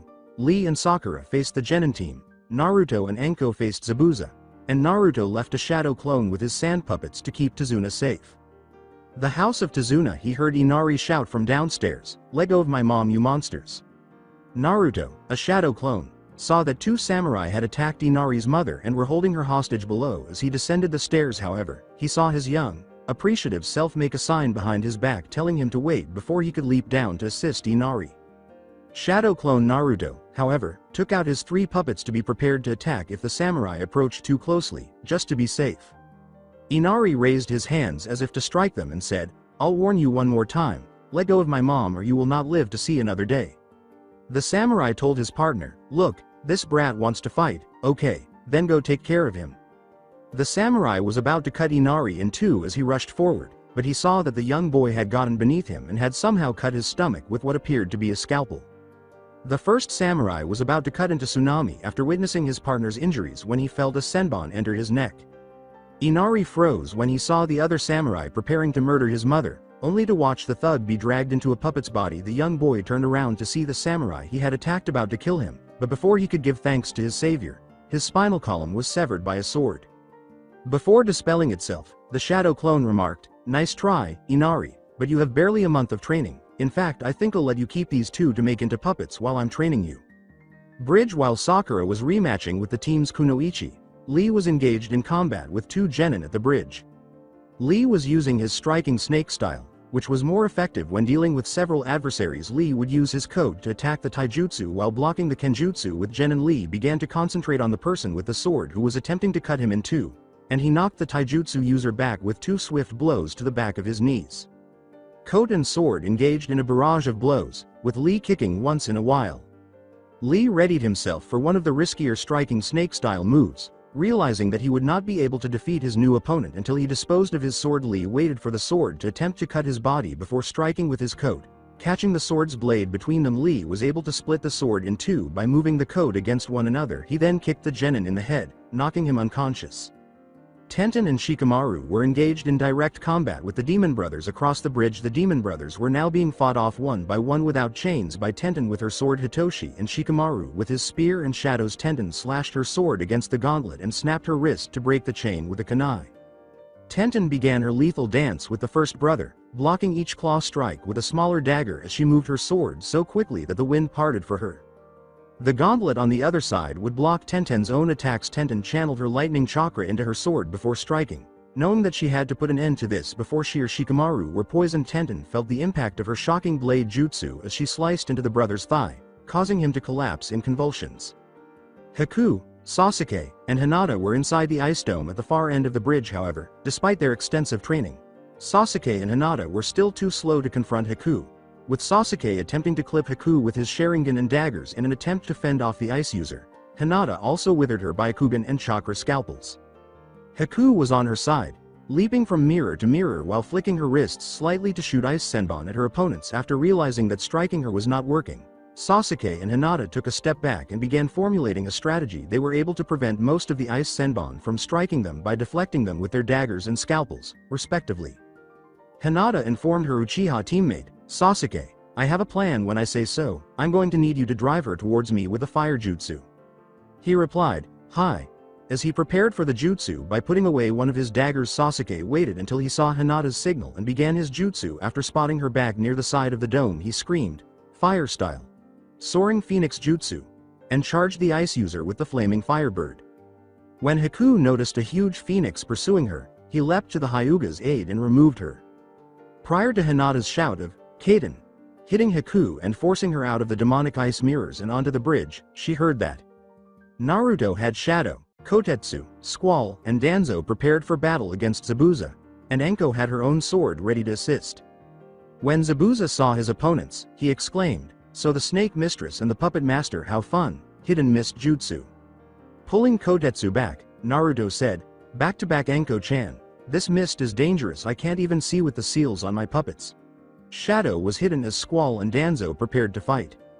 Enko saw a shadow in the mist and prepared to block it. As the two prepared for the battle of their lives, Enko managed to block Zabuza's sword by snapping her blade up, but she was only slightly pushed back before Danzo and Squall both raised their swords and forced Zabuza to retreat. Looking around, Naruto questioned, "Any ideas, Enko-chan? We can't fight him like this." Enko replied, keeping an eye out for the demon swordsman. Her voice called out, "Only one Naruto-kun." Summoning jutsu, and 3 medium snakes were conjured. One Naruto stood with his twin scimitars, and the other with Sogekihei, Kunoichi, Pride, and Mizuki, alongside Tazuna. She had returned to Sakura and was once more up against the Kunoichi from her previous battle. Sakura was shocked to see a kunai fly by and cut her cheek just as she was about to begin a genjutsu like in the previous battle. The missing mist ninja declared, "I won't fall for the same trick twice, bitch." Sakura pulled out her tonfa and stood prepared to battle the other Kunoichi's chakra scalpels. Sakura managed to find a weakness in her defense and slammed the butt of one of her tonfa into her stomach while blocking blow after blow. When Sakura realized that a kunai had implanted itself in her right thigh, she decided to stop the fight and began a brief genjutsu to defeat her opponent. She shouted, "Double image jutsu," which caused her opponent to perceive two of her approaching from either side. The real Sakura had approached from behind and knocked her unconscious with a tonfa to the base of her neck while the mist ninja was attacking the two illusions. He was dealing with his own demon brother over with Shikamaru, trying to figure out how to use his shadow in an attempt to gain the upper hand in the battle. Shikamaru took his spear and went on the defensive. Blocking each claw swipe, Shikamaru looked around and saw that the mist was endless and that there was no sun to guide him. Alright, Shikamaru thought to himself, trying to think of a good plan to escape this fog and battle his opponent. I have a set of kunai and shuriken, 5 meters of ninja wire, 2 smoke bombs, and 5 flash bombs. What can I do? Shikamaru devised a strategy and began by dropping a flash bomb to cast some shadows. Shikamaru lifted his spear to begin his first jutsu and slammed it into his opponent's new shadow. Shikamaru used his next jutsu to put an end to the fight after he slammed it down and went through another set of seals. Shadow imitation jutsu, he exclaimed. Shadow sewing jutsu, exclaimed Shikamaru, causing his shadow to kill the demon brother by piercing his neck. 50 feet away, Haku skidded to a stop as she flew out of her own ice dome. As they approached their opponent, Sasuke and Hinata prepared to end the battle. However, Hinata chose to remain in the back and wait for the ideal opportunity to attack. Sasuke chose to temporarily forego long-range attacks and charged at her using his fire style, Dragon's Tooth Jutsu, which gave his daggers a fiery aura. Haku and Sasuke were on equal footing as the fire dagger and ice senbon clashed. Every hit Sasuke scored caused the wound to cauterize, and every hit Haku scored caused a tiny bit of frostbite. Sasuke and Haku were both growing weary and on the verge of falling as they performed their perilous dance of the elements. Sasuke took advantage of this and kicked his Sharingan into overdrive. He ducked behind the senbon and punched Haku in the face before tripping her up from behind. When Hinata saw her opportunity, she rushed up to complete the task Sasuke had begun, diving on top of Haku and preparing to kill her with a Juken strike to the throat. Anko sent out 2 snakes, and Naruto waited for her pets to locate their target. However, they only had to wait 30 seconds. When Zabuza was bitten, the mist dissipated, exposing him standing there with one snake around his legs and another around his chest. This was because snakes didn't hunt by sight. However, they all stopped hearing a clapping sound coming from the end of the bridge before Naruto could send his puppets to kill. From his position behind his mercenary army at the end of the bridge, Gato remarked, "So the demon of the mist is stopped by some little kids. I knew it was a good idea to come here to kill you anyway. Stupid dwarf, I'll kill you for this." Zabuza, turning his head, yelled at the dwarf who had once been his boss. Before he and his group faced the mercenary army, Naruto said, "No Zabuza, you can't. That poison will kill you soon, but seeing that Gato is a threat to our mission, we will take the pleasure of ending his hold on this island." Naruto and his group began destroying the mercenaries after removing every puppet from his shadow clone and opening the others. Haku fled Hinata after realizing that Zabuza was nearly dead and the demon brothers were dead. She used her ice mirrors to gather her genin team and make her getaway without anyone noticing. Naruto and his puppets stood in front of Gato, prepared to kill him after eliminating the army of mercenaries before he had Danzo, Shadow, Squall, Kotetsu, Mizuki, a shadow clone, and himself stab Gato in one of the 7 locations to kill him. Naruto yelled, "Gato, you are the worst kind of human, not even fit to become a puppet of mine. But I will let you experience a new jutsu that I will use with my puppets, just not these 7 strikes of death." Naruto turned and walked back towards Zabuza after pushing Gato's lifeless body off the bridge. Zabuza coughed and then said, "That bitch left me here to die." When the blonde puppet master saw the smile on the face of the mist demon, Naruto lifted one of his scimitars and slit his throat, killing him. "She did, but I want you to know that after you die you will become a tool, and I will use you to kill her the next time we meet." The house of Tazuna. Naruto was working on 3 new puppets, an assassination team, and a swordsman in Tazuna's backyard the following day. The house of Tazuna. Naruto began creating his newest puppets, the demon brothers and Zabuza. While he was seated in Tazuna's backyard, Naruto had already turned the three into puppets and was now using his new weapons and seals. Naruto began working on the weapons using the sensory seals and the standard protection seals. In addition to their standard poison-coated clawed gauntlets, the Demon Brothers also possessed a seal that, when activated, would release poison from their mask. Naruto also painted cloaking seals on them to make them invisible, in keeping with their assassin motif, in order to control the brother he wasn't attached to through the chain that bound them both. Naruto also added the ability to control both of them with a single chakra string. This made them the ideal puppet team. Naruto discovered that Zabuza's sword would mend any cracks or damage it sustained by absorbing the blood of those it cut. His mouth's bandages could now encircle their victim and draw them within striking distance of his blade seals that would emit a mist that would drain the chakra of anyone caught in it. Were on the palm of his hands. Additionally, he had tubes in his mouth and wrist that could be used for jutsu or to shoot a high-pressure water blast at his adversaries. Naruto got up and stretched his back. After working on all of his new puppets, Naruto flicked his wrist to prepare his concealed kunai for attack as he sensed someone approaching the yard. After spinning on his heel and realizing that only Inari and his family were visiting, Naruto slid the kunai back into its hiding place and proceeded to greet his guests. "Inari, Tazuna-san, Tsunami-chan, how are you this morning?" replied Naruto. Tsunami moved to the front of the group and began speaking. "We are fine, Naruto-san. It's just that Inari here is trying to get us to move to the Leaf Village for some odd reason," she said. Naruto knelt down and began to laugh to himself before responding to the young woman. "Well, you see, Tsunami-chan, I offered Inari here the chance to train under me if he could complete the training I left for him to do. You see, as part of the Hokage's will, I must take an apprentice to train in my arts." She turned to face her son and saw the enthusiasm for training under Naruto in his eyes. "Well, if we were to come and live in the Leaf Village, where would we stay, Naruto-san?" Tsunami inquired. "Well, Tsunami-chan, you could always stay in my old compound. Now that I live with my team, I don't use it, and I'm sure that it would greatly benefit Inari in his training," Naruto said as he stood up to face Tsunami. Knowing that moving was the best course of action, Tazuna questioned, "Well then, it seems that we should get ready to move, but how are we going to be able to take everything with us?" The blonde asked his young charge, "Inari, have you finished your training?" Naruto turned to face Tazuna when he nodded before going inside to assist with the moving. Naruto said, "Well then, me and Inari here will just seal everything you own up."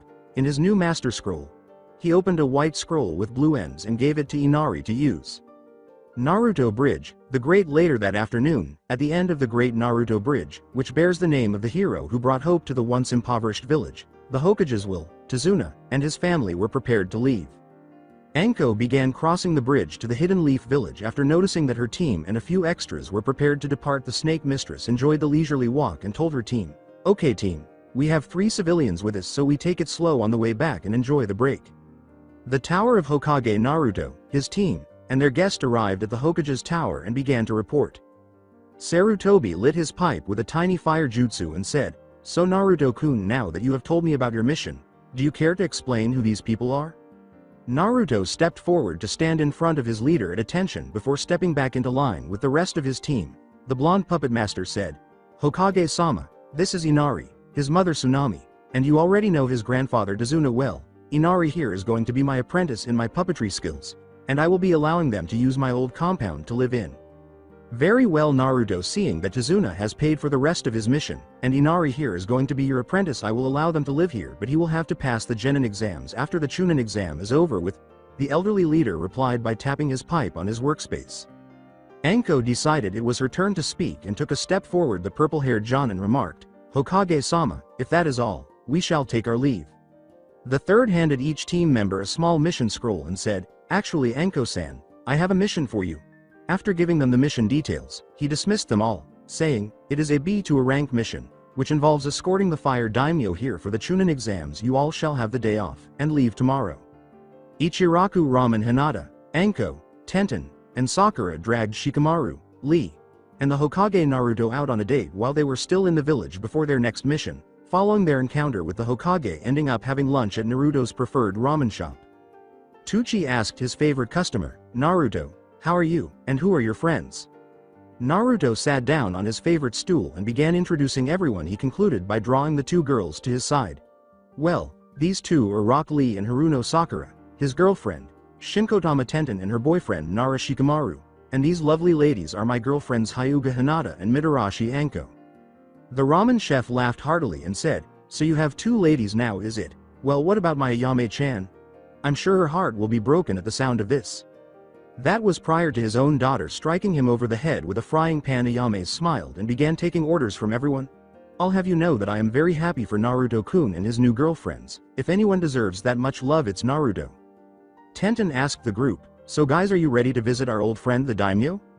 Shikamaru told his problematic girlfriend, it's troublesome, but at least it will be a break compared to missing nin and bandits. Sakura turned her head and grasped Lee's hand before speaking to the group. The pink-haired genjutsu mistress said, you never know, Shikamaru. Being the daimyo gives you a lot of enemies, which is why this is a B to a rank mission after all, just in case we are attacked. Anko leaned over and planted a kiss on Naruto's cheek after saying, she's right, guys, you never know when an attack could happen, so I want you all to be prepared just in case. Not only do the daimyo have a lot of enemies, but we with Root still having their top members out. Not wanting anyone to be envious, Naruto leant over to kiss his other girl, Hinata. After returning the kiss to Anko, he asked his purple-haired goddess, so Anko-chan, how are we going to enter the Chunin exams? With 7 people that leaves 1 person left out? Well, Naruto-kun, Hinata-chan, Sasuke, and Shikamaru will be on one team, Lee, Sakura, and Tenten will be on another team, and you will be by yourself with 2 of your puppets acting as your teammates, said Anko. I can understand that I do have the most ability to fight more than one opponent at a time by myself, but I fear that there is a different motif to this. Naruto was kissing her cheek. There is, but you will have to wait until we get back from this mission, said Anko. They engaged in small talk for the remainder of their meal before getting up to go. The Tower of Hokage. Hokages, will you have your mission now? It is time for you to leave. Good luck. And watch out, I think that this mission will be closer to a rank than B. The Hokage replied.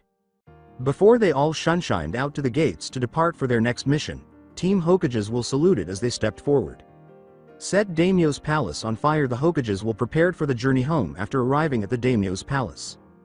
The daimyo said to his guard, ah, my old friends, it's a pleasure to see you all again and under pleasant circumstances too. Shikamaru was the one speaking on behalf of his team in the capital going forward.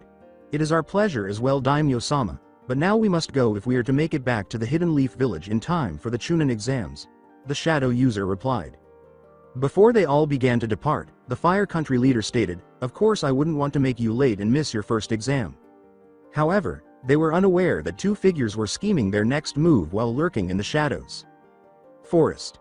The Fire Land. The Hokage's will was in a diamond shape, with the Fire Daimyo in the center, Anko and Naruto in front, Hinata and Sasuke in the rear, Lee and Tenten on the left, and Shikamaru and Sakura on the right. As they traveled along the road that connected the Hidden Leaf Village with the capital of the Land of Fire, Anko and Naruto were the first to realize that 2 chakra signatures had been following them since they left the capital because they were in the front. Naruto couldn't believe it, but he already knew who was pursuing them after opening his new spy puppet. After receiving a nod from each of the 3, Naruto said, Hinata, Sakura, when I say so I want you 2 to take the daimyo and protect him. Shikamaru, you protect the girls. He then motioned for the group to halt. Naruto shouted, okay, you 2 show yourselves, and caused 2 figures wearing root anbu masks to leap into the street. The short black-haired one said, so the demon spotted us, big deal, it's time we kill you and your whores for what you did to Danzo-sama.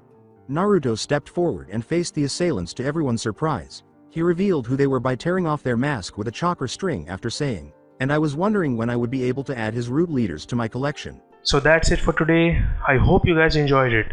Don't forget to like, share and subscribe to the channel for more awesome stories like this. Thank you. See you all in my next video.